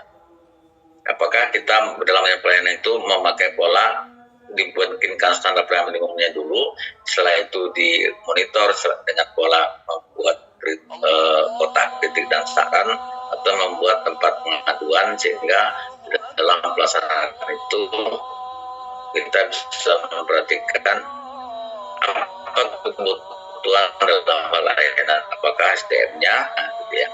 Kalau yang sekolah-sekolah yang udah besar pasti yang pelayanan itu bagian dari adalah satu strategi di dalam kan ada kan Bu Bapak Ibu aplikasi bahwa siswa itu mulai dari dia datang sampai dia pulang atau aktivitas dia itu bisa dipantau oleh orang tua. Jadi sekolah menyiapkan aplikasi itu, gitu kan. Ya kan. Nah, tapi ya kalau menurut saya sepakat aja. Jadi artinya ada juga yang perlu diperbaiki dalam pelayanan ini karena ini pendapat saya, Bapak Ibu, mungkin Bapak Ibu yang guru atau pengelola sekolah bisa lebih paham gitu. Tetapi saya sebagai orang tua tidak sependapat terhadap orang tua yang selalu mengatakan semua pendidikan sekolah itu tanggung jawab oleh sekolah 100% gitu kan. Padahal menurut saya tidak seperti itu dia. Jadi anak akan berhasil itu juga harus ada campur tangan dari orang tuanya sendiri gitu kan. Dan kami alhamdulillah saya dengan istri itu kan anak saya 2 gitu kan, tetapi alhamdulillah saya udah bisa mempraktekkan itu bahwa saya tidak mengatakan atau tidak berpendapat anak berhasil itu tidak sepenuhnya untuk anak yang berkualitas dalam hal pendidikan itu tidak semulu hanya karena sekolahnya yang bagus gitu. Tidak 100% itu diambil. Artinya sekolah mahal, sekolah yang katanya bagus, atau sekolah yang telah dulu kan ada sekolah sekolah unggulan gitu, ya. Bukan itu yang menjadi faktor utamanya, tetapi bagaimana anak ini orang tua juga ikut memberikan pemahaman bahwa pendidikan itu perlu buat dia, bukan orang tua yang memerlukan itu, sehingga orang tua jadi kejebak lebih menyekolahkan anaknya tempat-tempat yang yang bonafit segala macam, padahal kadang-kadang itu membuat anak-anak sini tersiksa, tak sampai kepada tingkat tingginya sendiri. Dan saya khawatir tuh anak-anak saya itu bukan saya mendoktrin anak saya, tapi bagaimana anak saya itu dari kecilnya dibangun bagaimana dia proses belajarnya, itu rumah membuat itu bukan sekolah menurut saya. Karena anak saya itu, istri saya itu hampir 8 tahun berhenti, Ini sedikit sharing Bapak Ibu, mungkin ini pemahaman saya sebagai orang tua yang mau menyerahkan. Sekarang istri saya dosen juga sama saya, tapi pada saat anak saya kecil itu dia sebab 8 tahun berarti bekerja, dan anaknya itu dia jadi bimbelnya pribadi. Jadi anaknya itu kan dia mengajari anaknya membaca segala macam dan mengajari bagaimana menyiapkan tugas, menyiapkan ini sampai anak itu kelas 3 SD gitu. Jadi artinya baru itu habis itu baru dipantau. Dan sampai dia kuliah pun itu kita udah memberikan asupan minatnya apa. Jadi yang ditanya minatnya, bukan minat kitanya, bukan minat orang tuanya. Minatnya apa? Oke, minatnya keluar, baru kita sesuaikan lagi dengan dengan permintaan pasarnya. Ada nggak di pasaran? Atau apakah butuh nggak? Mana yang lebih butuh? Atau secara kita mengkombinkan antara minat dengan kebutuhan pasar. Walaupun sebenarnya tidak 100% benar, tapi menurut saya minimal bahwa kita masuk ke kondisi pada saat kita kuliah, maka pada saat kita ngelamar kerja itu ada tempatnya. Tapi walaupun 1-2 ada juga yang kita berbeda, atau tempat yang orang nggak minat, tapi tentunya lebih luas juga karena kita nggak paham. Jadi Bapak itu seperti itulah pemikiran saya sampai anak saya itu sampai yang pertama itu sampai S2, yang kedua juga S2, walaupun usianya masih 124, 122. Dan itu jadi target saya, bukan target saya ya, menjadi pemikiran bahwa pendidikan itu benar adanya, utama adanya, tetapi tidak dalam rangka pemaksaan. Jadi anak saya bilang, saya punya standar bahwa kamu boleh kami orang tua bertanggung jawab kamu sampai S2. S3 mudah-mudahan kalau bisa, tetapi S3 ini adalah bentuk dari lanjutan sebenarnya. Jadi Bapak Ibu, S3 itu menurut kami yang dosen itu hanya tuntutan, bukan dari pencapaian. Jadi Bapak Ibu S3 kalau kami dosen ada S3, kenapa? Itu berkaitan dengan kebutuhan dari institusi. Bapak Ibu yang sekolah di luaran atau swasta, apakah perlu S3? Itu kembali lagi ke kebutuhan. Kalau itu kebutuhan nggak butuh sebenarnya, karena sampai di situ sudah cukup, karena itu investasi. Ya, itu sedikit saran. Oke, saya lanjut ke slide layanan tadi, ada administrasi, sistem informasi manajemen, kemudian terakhir adalah penelitian dan pengembangan. Baik Bapak Ibu, kita buka sesi diskusi dulu daripada dua arah aja sambil kita menuju tutup ini. Baik, ada yang perlu dikomentari Bapak Ibu, silakan. Saya Pak. Ya Pak. Satu.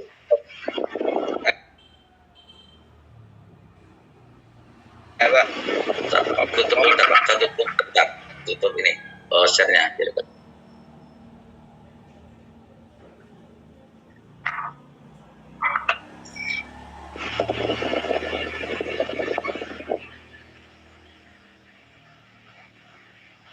Jangan Pak.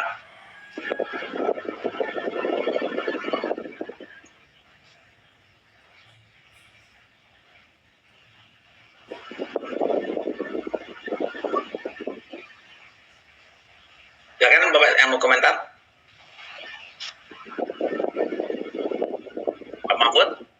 Ya, baik. Terima kasih Pak. Assalamualaikum warahmatullahi wabarakatuh. Waalaikumsalam.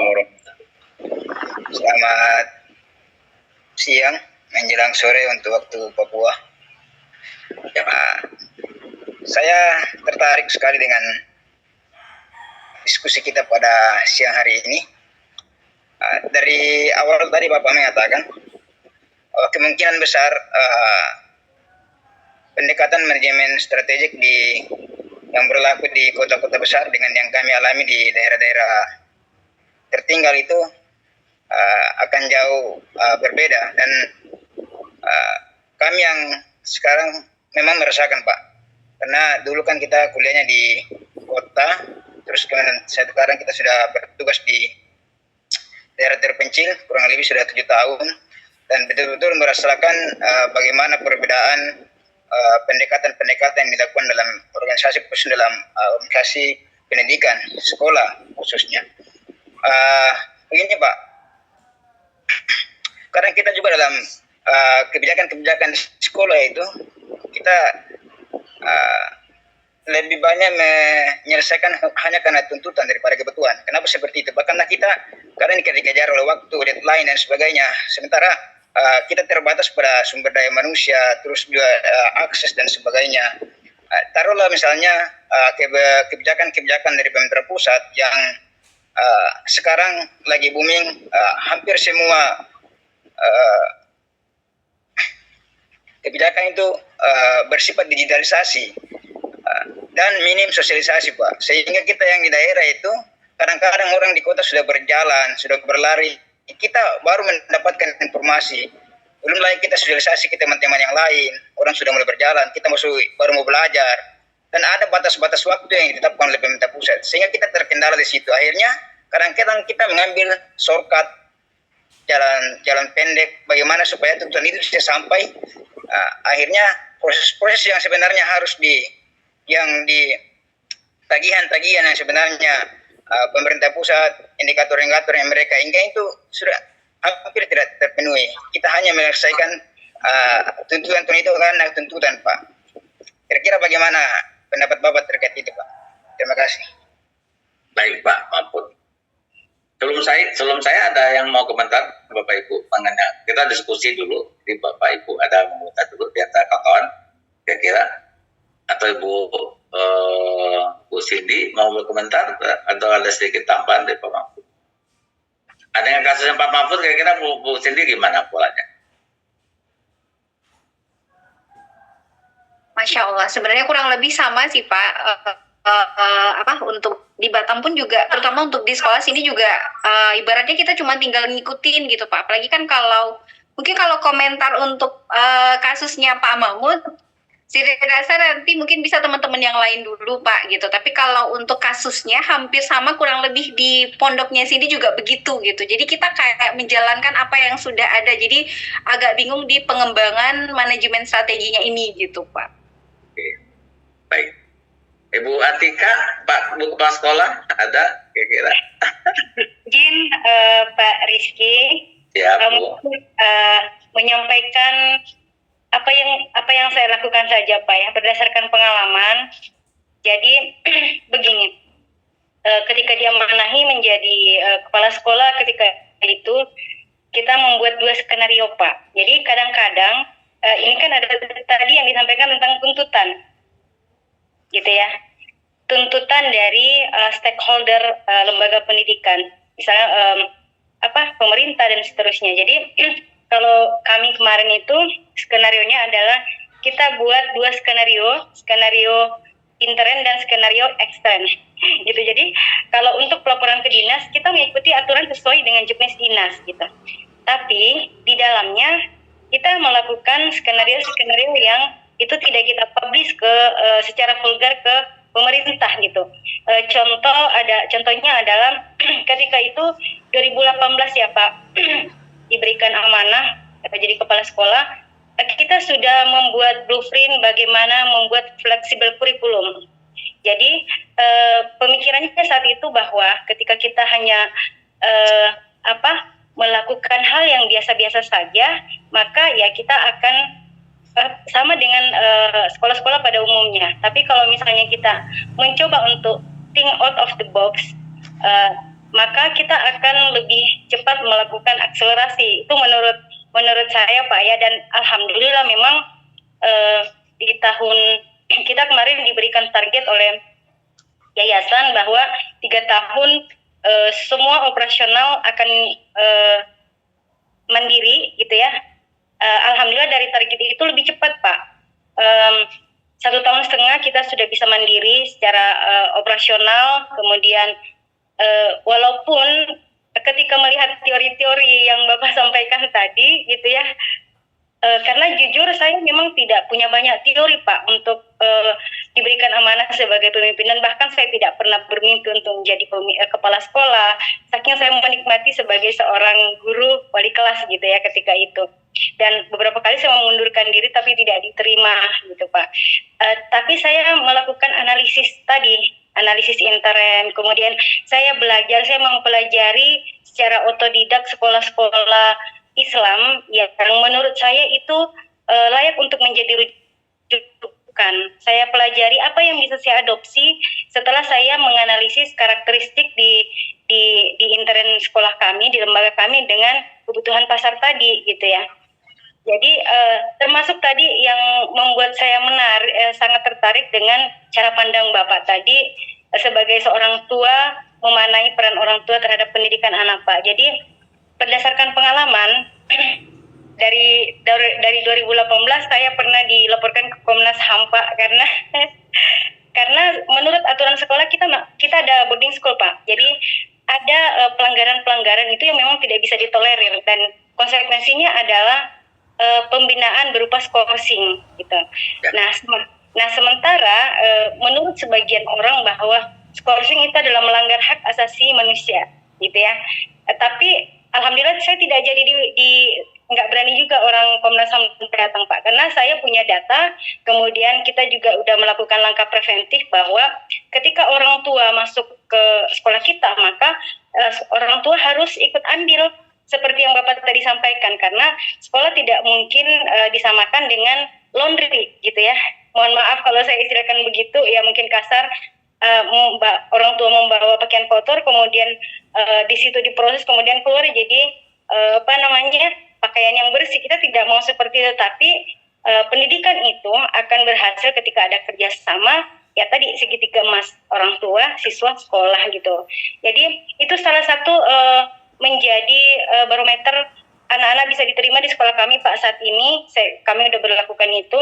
Yang pertama adalah kesiapan orang tua, kesiapan anak untuk mengikuti semua aturan dan program sekolah. Kemudian yang paling menentukan juga kesiapan orang tua untuk full support terhadap sekolah mengenai program-program yang sudah kita canangkan. Mungkin begitu Pak pandangan saya. Terima kasih. Baik, Bu Atika, untuk sekali terima kasih. Ada lagi satu lagi menambah ini biar kita ini kan mengantuk Pak Mahfud nantinya. Bu Farida ada sebagai guru ada pandangan? Baik Pak, saya rasa cukup apa yang sudah dipaparkan oleh Ibu Hartika. Saya juga sebagai guru Pak, guru TK, saya ngajar di Marina Pak. Marina ya? Iya. Oke, baik. Pak Mahmud, ada satu lagi mungkin ada dari Bapak yang sama itu Pak Ferry ada pandangan atau menambahkan apa yang disampaikan Pak Mahfud? Boleh Pak. Ya Pak, silakan Pak. Assalamualaikum warahmatullahi wabarakatuh. Waalaikumsalam warahmatullahi wabarakatuh. Sebenarnya setiap permasalahan itu kalau di Indonesia itu sama ya Pak ya. Ya. Tapi tergantung kita memanage diri kita dulu, kemudian apa yang kita lakukan itu terencana ya. Jadi dari semua itu kita berkomitmen untuk mencapai tujuan itu ya secara bersama-sama. Kalau jelas program kita kan kalau di sekolah itu kan ada komite, kemudian ada paguyuban. Kemudian program itu tentu saja kita jalankan dalam proses kesepakatan dari komite dan paguyuban kita. Memang di sini peran lingkungan atau orang luar itu atau orang tua itu sangat penting kan, sangat berpengaruh. Kalaulah komite atau orang tua ini cuek ya terhadap sekolah itu yakin sampai kapan itu tidak akan maju.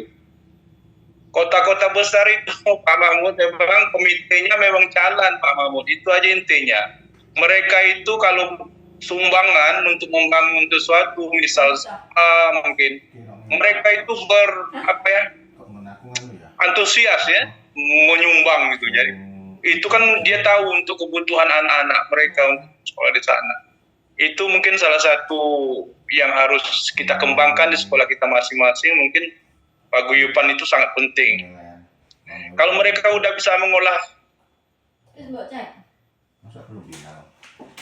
paguyuban itu, mungkin majulah sekolah itu. Itu aja intinya. Jadi kita bisa intinya mau memotivasi orang tua itu aja. Bagaimana kita merayu mereka, istilah kata kutip ya, anak kutip, merayu mereka untuk bersama-sama memajukan sekolah. Kalau kita sendiri aja atau mengandalkan duit negara, duit kos, Allahu alam, memang nggak akan bisa. Dimanapun sekolah itu, mau di kampung, di kota, kalau kita tidak bisa memanage orang tua, memang ampun lah. Mungkin salah satu itu aja Pak. Baik, baik Pak. Makasih banyak. Pak di Papua juga kan, Pak Peri Papua juga kan ya? Gimana Pak? Pak Peri Papua juga kan, Pak? Rencananya mau ke Papua Pak. Oh, rencana ke Papua. Oke, Kami di Karimun Pak, masih di Kepulauan Riau. masih kira. Oh, Pak Beni ya, Pak Beni Pak, tolong tambah satu aja Pak. Mengenai kondisi Pak, apakah satu sama Pak, Bapak masalahnya? Ya baik, terima kasih Pak atas kesempatannya. Mungkin dari pendapat Pak Mahmud tadi, kemudian masukan Pak Peri, Bu Artika, Bu Cindy dan teman-teman lain. Memang kebetulan saya dengan Pak Mahmud saat ini sama-sama di tempat sekolah yang sama Pak. Mungkin mengenai pendapat Pak Mahmud tadi. Iya Pak. Mungkin faktor utamanya selain yang disampaikan Pak Peri tadi mengenai dukungan dari orang tua atau masyarakat, kemudian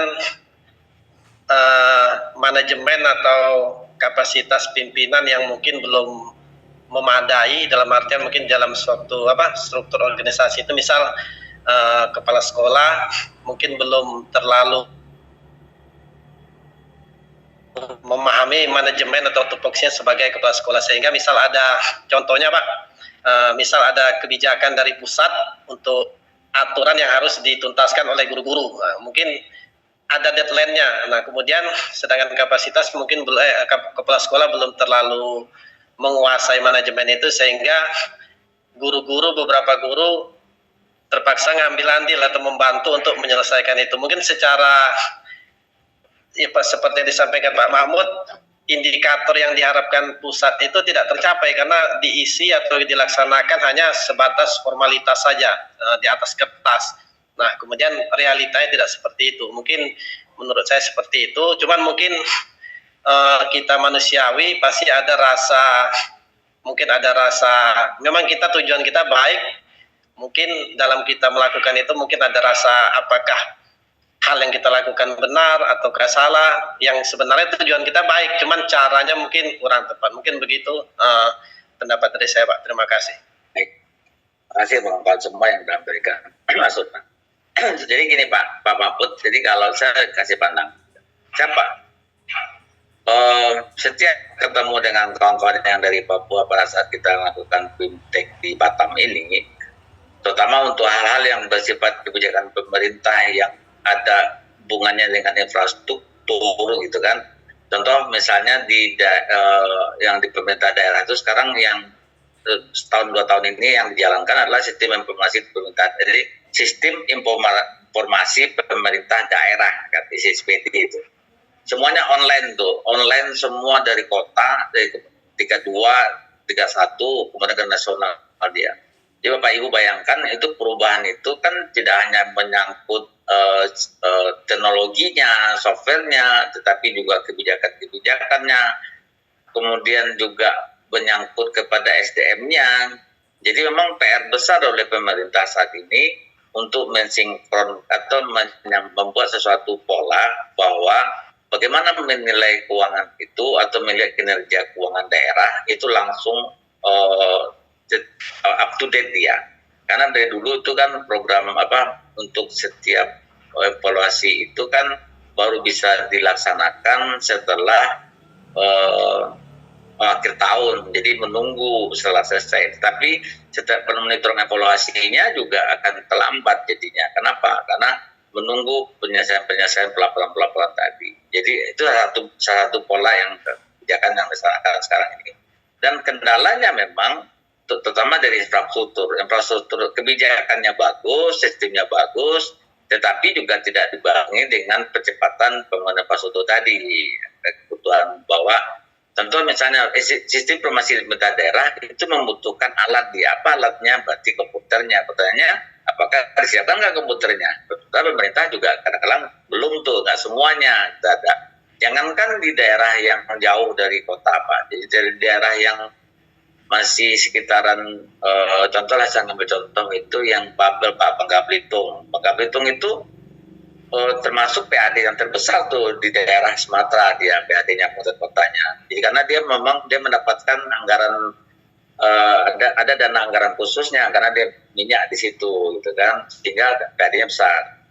Tetapi kalau kita bicara PAD, iya betul, tetapi ada di unit atau UPD-nya yang masih dianggap anak tiri, misalnya pustaka gitu. Jadi sehingga alatnya juga berkurang, sehingga apa yang jadi itu Pak, ada satu kasus bahwa pemerintah tidak menyiapkan, belum menyiapkan secara keseluruhannya. Kedua ada lagi bicara kebijakan. Berarti informasi tadi, kebijakan itu kan di pemerintah kan selalu berubah tuh sosialisasinya. Ada perasa sosialisasi besarnya, sosialisasi utama penyampaian itu, keluarnya sebuah aturan baru itu kan membuat sosialisasi. Walaupun sekarang ada Zoom, tapi pada saat Zoom kan kembali ke infrastruktur. Atau diundanglah ke Jakarta. Rata-rata kawan-kawan pimpinan yang pergi ikut BIMTEK, ikut pelatihan, ikut apalah namanya, kita koordinasi. Itu kan selalu dalam mindset mereka itu healing Pak, gitu kan. Jadi artinya tadi Pak Bedi sampaikan, tidak, kadang-kadang kepala sekolah tidak paham nih sebuah kebijakan baru yang harus disampaikan ke daerah, ke bawahnya. Kenapa? Pada saat dikumpulkan di Jakarta, pada saat dikumpulkan di provinsi, entah ia ngerti apa enggak gitu Pak. Jadi kadang-kadang saya juga membentuk ke kawan-kawan di BIMTEK di kami itu kan, kemudian saya pakai narasumber tetap di beberapa lembaga. Yang parahnya Pak, kalau udah jauh-jauh ke sini itu selalu nanti bilang ke pengelola, Pak bisa dipadatin nggak gitu ya. Kenapa? Di SPD-nya 3 hari, 4 hari, kemudian tetapi yang di benak mereka itu kalau bisa setengah hari aja, yang lain bisa gue pelajari gitu. Tapi itu sisanya apa? Jalan-jalan gitu, jalan-jalan ke Singapura. Ya buat kami pengelola, penyelenggara ya, yang namanya kita pelayanan, yang kita nggak bisa maksa. Nah ini salah satu poin juga Pak. Jadi Bapak Ibu kalau jadi pimpinan, saya nggak begitu. Saya satu tanya, misalnya kalau kita membimtekkan atau mensosialisasikan satu hal yang nggak bisa dilakukan tanpa adanya pimpinan atau tangan pimpinan. Kalau Bu Artika kan jelas dia kepala sekolah. Kepala sekolah punya pemikiran, dia bisa jalankan itu semua. Jadi kalau kita yang di unit tidak punya kebijakan, maka apa yang bisa kita laksanakan? Ini salah satu strategi saya. Kesulitan kita pada saat kita di middle atau bukan orang pengambil kebijakan, ya kita hanya bisa memahami sesuatu, tetapi apa yang bisa kita jangkau? Minimal unit kita dulu nih di bawah kita, di tanggung jawab kita, sehingga kita bisa mendorong ke atas. Kalau kita yang ke atas itu masalah dia jadinya. Nah contoh misalnya gini, kita bukan pejabat, tetapi kita mengingatkan atas. Kadang-kadang atasan nggak mengerti atau tidak mau diingatkan. Kan kita nggak bisa juga mengatakan, apalagi di dunia ASN Pak, itu sesuatu yang Bapak Ibu nggak bisa membuat tuh, mengatur gitu, ya sesuai dengan maunya Bapak Ibu. Karena ada campur tangan eksternalnya, dunia lainnya, gitu kan Bapak Ibu.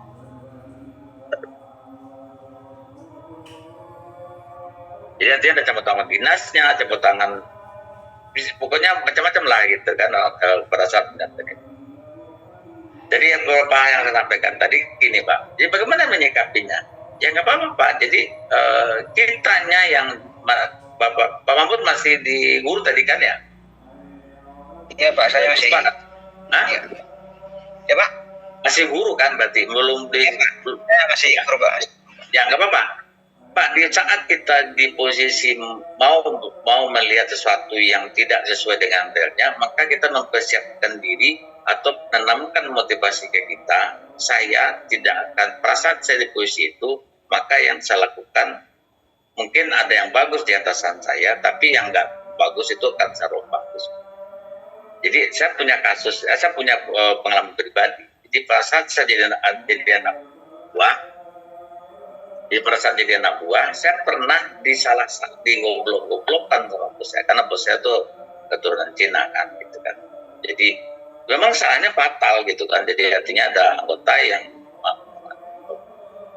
tentu saja ada travel yang tidak menyetorkan uang waktu itu mungkin 75 juta. Rasaman itu nyoba itu bisa beli 2 mobil gitu kan. Nah, dan saya sebagai ada bos saya Cipakuntan, satu lagi saya asistennya, ketua wakilnya, itu dipanggil di BAP, dicarilah, jadi saya sempat di BAP di security, dicari tahu di mana apakah saya tetap salah atau bisa juga ada kesalahan di sayanya, kemudian pimpinan sendiri juga atasan saya langsung juga dilihat, kemudian dilihat lagi dari prosedur apa kita dengan prosedur. Tetapi yang saya ngambil garis benangnya itu adalah pada saat saya dimarahin dengan kata-kata yang tak pas. Gitu. Nah, sehingga saya memotivasi dia, pada saat saya jadi atasan, saya nggak akan begitu pola yang baik. Nah, ini udah, alhamdulillah tercapai dia semua. Jadi bagaimana caranya? Ya sudah, pada saat kita di atas, kita laksanakan apa yang jadi tanggung jawab tadi. Nah, atau sekarang, jadi kalau tanya, apa yang bisa kita lakukan saat ini? Ya sudah, berarti kita sebagai guru, tanggung jawab kita apa? Kan ada tanggung jawab profesi. Tanggung jawab profesi, saya misalnya, saya dosen di Universitas Riau Kepulauan Batak. OMB saya satu akuntansi. Maka saya bertanggung jawab terhadap profesi saya, status saya di situ. Jadi status saya mengajar di situ, mahasiswa saya di situ, gitu kan. Kemudian saya dipercaya di MM misalnya, atau sekarang di magister di EPD. Nah, apa yang saya bisa tanggung jawabin? Ya tanggung jawab saya, pada saat saya tanggung jawab melaksanakan mata kuliah ini, maka apa yang bisa saya laksanakan? Minimal bahwa apa target yang diminta oleh mahasiswa saya. Kan? Itu dulu yang saya sampaikan. Kemudian sudah sesuai dengan aturan mainnya belum? Kalau di kita kan ada aturan mengenai silabusnya, macamnya. Sudah saya store kan kita ada tim teaching. Kan? Jadi saya berdua, saya dengan Pak Darul, dengan tim teaching untuk strategi. Bagaimana saya mengambil silabusnya? Padahal ini kampus baru atau mata kuliah baru prodi baru di Universitas Riau Kepulauan. Saya mengambil referensi aja. Referensi mana? Universitas 10 Maret, Surabaya. Saya nggak ngarang gitu kan, nggak perlu ngarang gitu kan. Jadi ngapain kita ngarang? Toh juga ada kampus yang lebih besar yang sudah menjalankan itu, kurikulumnya itu. Jadi artinya kita yang aktif mencari padanan, mencari referensi. Jadi Pak Mahfud, nah itu dulu. Jadi di mana jangkauan kita itu adalah di profesi kita. Selama profesi kita itu sudah bagus, maka mana tahu menular dia, pada saat dia menular, atau minimal bahwa kita menjadi orang yang bisa lebih percaya dibandingkan dengan orang dipercaya sekarang. Jadi kita mempersiapkan diri, gitu loh Pak. Jadi tapi kita kalau dalam organisasi, kalau posisi kita bukan sebagai pengambil kebijakan, jangan berusaha juga merangkul ke situ. Itu nggak bisa, susah nanti itu. Jadi artinya etikanya, jadi ada istilah itu normanya. Bagaimana normanya kita atau istilah kata itu, saya norma itu kan di dalam sumber daya manusia itu ada teori bagaimana menjadi pimpinan yang baik, juga ada bagaimana menjadi karyawan yang baik gitu kan. Jadi itu tuh, jadi dua itu juga harus sinkron. Pada saat kita jadi karyawan, maka harus ada langkah-langkah, ada poin-poin apa sih yang harus kita laksanakan saja. Jadi jangan sampai mengambil tugas pimpinan. Jadi kita karyawan ngapain ngambil tugas pimpinan gitu kan? Atau ya, kalau bahasa kasarnya, karyawan tuh ngapain sih kalau nggak cerita? Paling ngibahin pimpinan, ngibahin bos, ngibahin siapa. Kalau guru siapa yang ngibahin kepala sekolah, gitu kan? Atau kalau sekolah siapa yang kita gibahin? Kita kalau kumpul nih sama yayasan, ada TK, ada kepala TK, ada kepala SD, SMP, gibah. Apa yang kita gibahkan? Yayasan kita gibahkan. Yang gitu-gitu aja. Dan itu udah lingkungan kita. Tapi menurut saya salah nggak? Nggak salah. Itu nggak salah. Jadi itu bagian daripada kehidupan tadi. Kami nih dosen, siapa yang kita gibahkan? Kita ngebahagiain rektor, kita ngebahagiain wakil rektor, kita ngebahagiain dekan. Tujuan kita apa? Tujuan kita mana tahu kita bisa bersuara atau sesuatu, kita berdiskusi bukan dalam rangka ini dulu yang disamakan prosesnya. Kita berdiskusi atau gibah lah bahasa ininya ya. Tetapi menggibahkan gaya kepemimpinan seseorang dan apa dampaknya kalau itu dibiarkan terhadap organisasi kita. Kalau misalnya itu sudah pakemnya, tetapi nggak masalah, kita tetap bersuara terus nih. Jadi Bapak Ibu yang jadi pimpinan jangan gatal telinganya pada saat bawahannya itu berbicara itu. Bagus itu, mana udah terima aja, direkam aja, dibenerin. Ya mudah-mudahan akhirnya ya kita bisa mengakomodir itu semua. Pada saat kita bisa akomodir ya, atau minimal kita bisa, oh berarti saya salah dong gitu kan. Karena gini, jangan jadi orang pimpinan yang merasa semua serba tahu, tak ada yang tahu semua gitu kan. Yang tahu itu lebih pasti akar rumputnya, pasti karyawan kita, pasti ke guru kita. Jadi guru itu jadi orang yang juga perlu didengar kalau kita di sekolah. Kalau di perusahaan, misalnya saya komisaris nih Bu, komisaris saya punya direktur gitu kan. Direktur kebetulan saya bikin lapor itu, contoh sedikit cerita Bu. Saya bikin laboratorium Osmaro Medika di Tembesi. Itu direkturnya siapa? Direktur utamanya istri saya. Tetapi saya angkat lagi namanya direktur saya, direktur operasionalnya namanya Ardi gitu. Otomatis kan ada komplementasi antara saya dengan istri saya ini. Nah, tapi bagaimana saya memisah itu semua? Oke, apa aturan mainnya? Komisaris, jadi ada pemegang saham. Pemegang saham itu kan berarti ada rapat umum pemegang saham. Maka batasannya rapat umum pemegang saham. Pada saat dilaksanakan oleh direktur utama, walaupun itu istri saya, maka dia berhak memutuskan sesuai dengan tupoksinya dia. Saya tidak bisa tuh mengatur-ngatur dia walaupun dia istri saya. Jadi RUPS-nya tidak perlu besar. Kalau kita bilang ke yayasan, bagaimana polanya? Di yayasan sendiri kan ada namanya pengurus. Ada pengurus, ada ketua pembina, kemudian ada pengurus harian gitu kan. Ada BPH. Nah, tapi ini juga yang saya lihat di Bapak Ibu di dunia ini, bukan di lingkungan saya pernah perhatikan. Rata-rata kalau ada kawan-kawan yang nggak paham pada saat dia di yayasan, apa sih urusannya? Ya selesai dulu di situ, gitu kan. Kalau misalnya kita jadi bagian daripada pengurus yayasan, misalnya bagian pengawas, bagian bendahara, sekretaris, gitu kan. Ya itu kan bagian dari situ saja dulu, sampai titiknya di situ dulu, di batas tuh ada kotaknya tuh. Nanti masalah manajemen kan diputuskan di apa yang menjadi target oleh yayasan ke manajemen di sekolahnya. Misal sekolahnya TK, SD atau apa. Itu kan masing-masing udah punya tanggung jawabnya. Pada saat diserahkan tanggung jawab itu ke kepala sekolah, maka kepala sekolah itu diberikan kebebasan dalam berkreasi.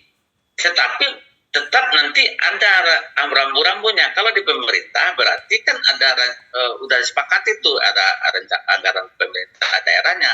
Maka itu menjadi acuan, ada kegiatan. Di swasta kita nggak bisa. Kita bikin namanya rencana anggaran pembelanjaan dan anggaran gitu kan, atau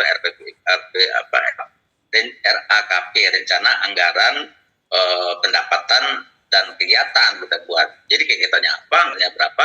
Selama itu sudah disepakati di rapat besar atau di rapat yayasan dan itu dihadiri oleh kepala sekolah dan itu diketok palu, selesai udah. Jadi kalau Bapak Ibu menjadi pengawas jangan ikut-ikutan di manajemen, ribet nanti itu urusannya. Nah ini yang kejadian di kita itu. Jadi kadang-kadang kita merasa kita ikut-ikutan terus ngapain, kan udah punya ada kelas sekolahnya, tinggal nanti dimonitoring, di pengawasan bagaimana etika mainannya. Berarti ada jalur komunikasi bukan hari-hari, bukan begitu caranya. Dipanggil resmi, diajak, atau kita membuat, kalau di kami sendiri saya walaupun kecil pun membuat agenda, ada rapat yang bulanan untuk headnya sendiri atau dia sendiri. Ada rapat, mungkin Bapak Ibu juga ada rapat begitu. Tetapi ada rapat yang saya harus hadir. Maksudnya itu saya sebagai komisaris, kemudian ada manajemennya di situ. Tetapi saya sendiri itu sebagai seorang komisaris bukan dalam rangka saya yang bicara, enggak saya yang bicara. Saya hanya orang yang dilaporkan. Dan saya hanya diri akan memberikan suatu arahan dalam waktu juga. Jadi jangan dikuasain tuh semuanya. Nah, jadi kembali kalau bedanya swasta, ASN pasti gini Bapak Ibu. Jadi yang saya perhatikan ada keegoan di ASN sendiri. Kalau seandainya dia menjadi kepala dinas, menjadi kabar, jadi tergantung tipikal orang. Tapi rata-rata yang saya perhatikan pada saat jadi pimpinan menerima sesuatu hal yang baru itu antara dia udah kebanyakan kerja atau lagi sudah dipanggil kejaksaan atau panggil akhirnya nggak nyambung loh. Jadi kalau pergi bintek itu hanya pergi jalan-jalan gitu kan. Jadi sehingga atau pergi pelatihan nggak menampung semuanya seperti itu Pak.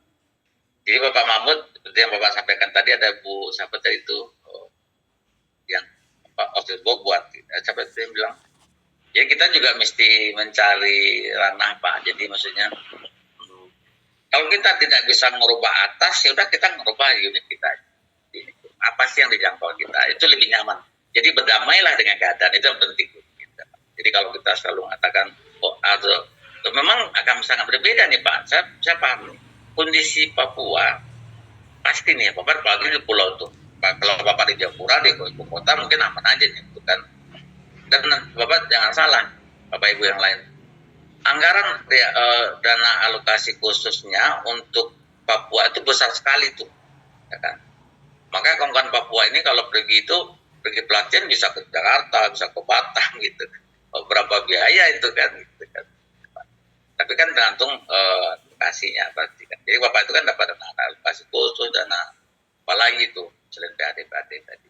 Jadi Bapak Mahfud, kalau saya menjawabnya Bapak tadi itu atau memberikan saran aja. Kendala-kendala itu pasti ada Pak. Tetapi karena kita jauh dari sumber informasi, otomatis banyak cara sih Pak untuk memahami itu. YouTube ada. Nah, tapi kalau bicara lagi kan Bapak bisa paham buktinya.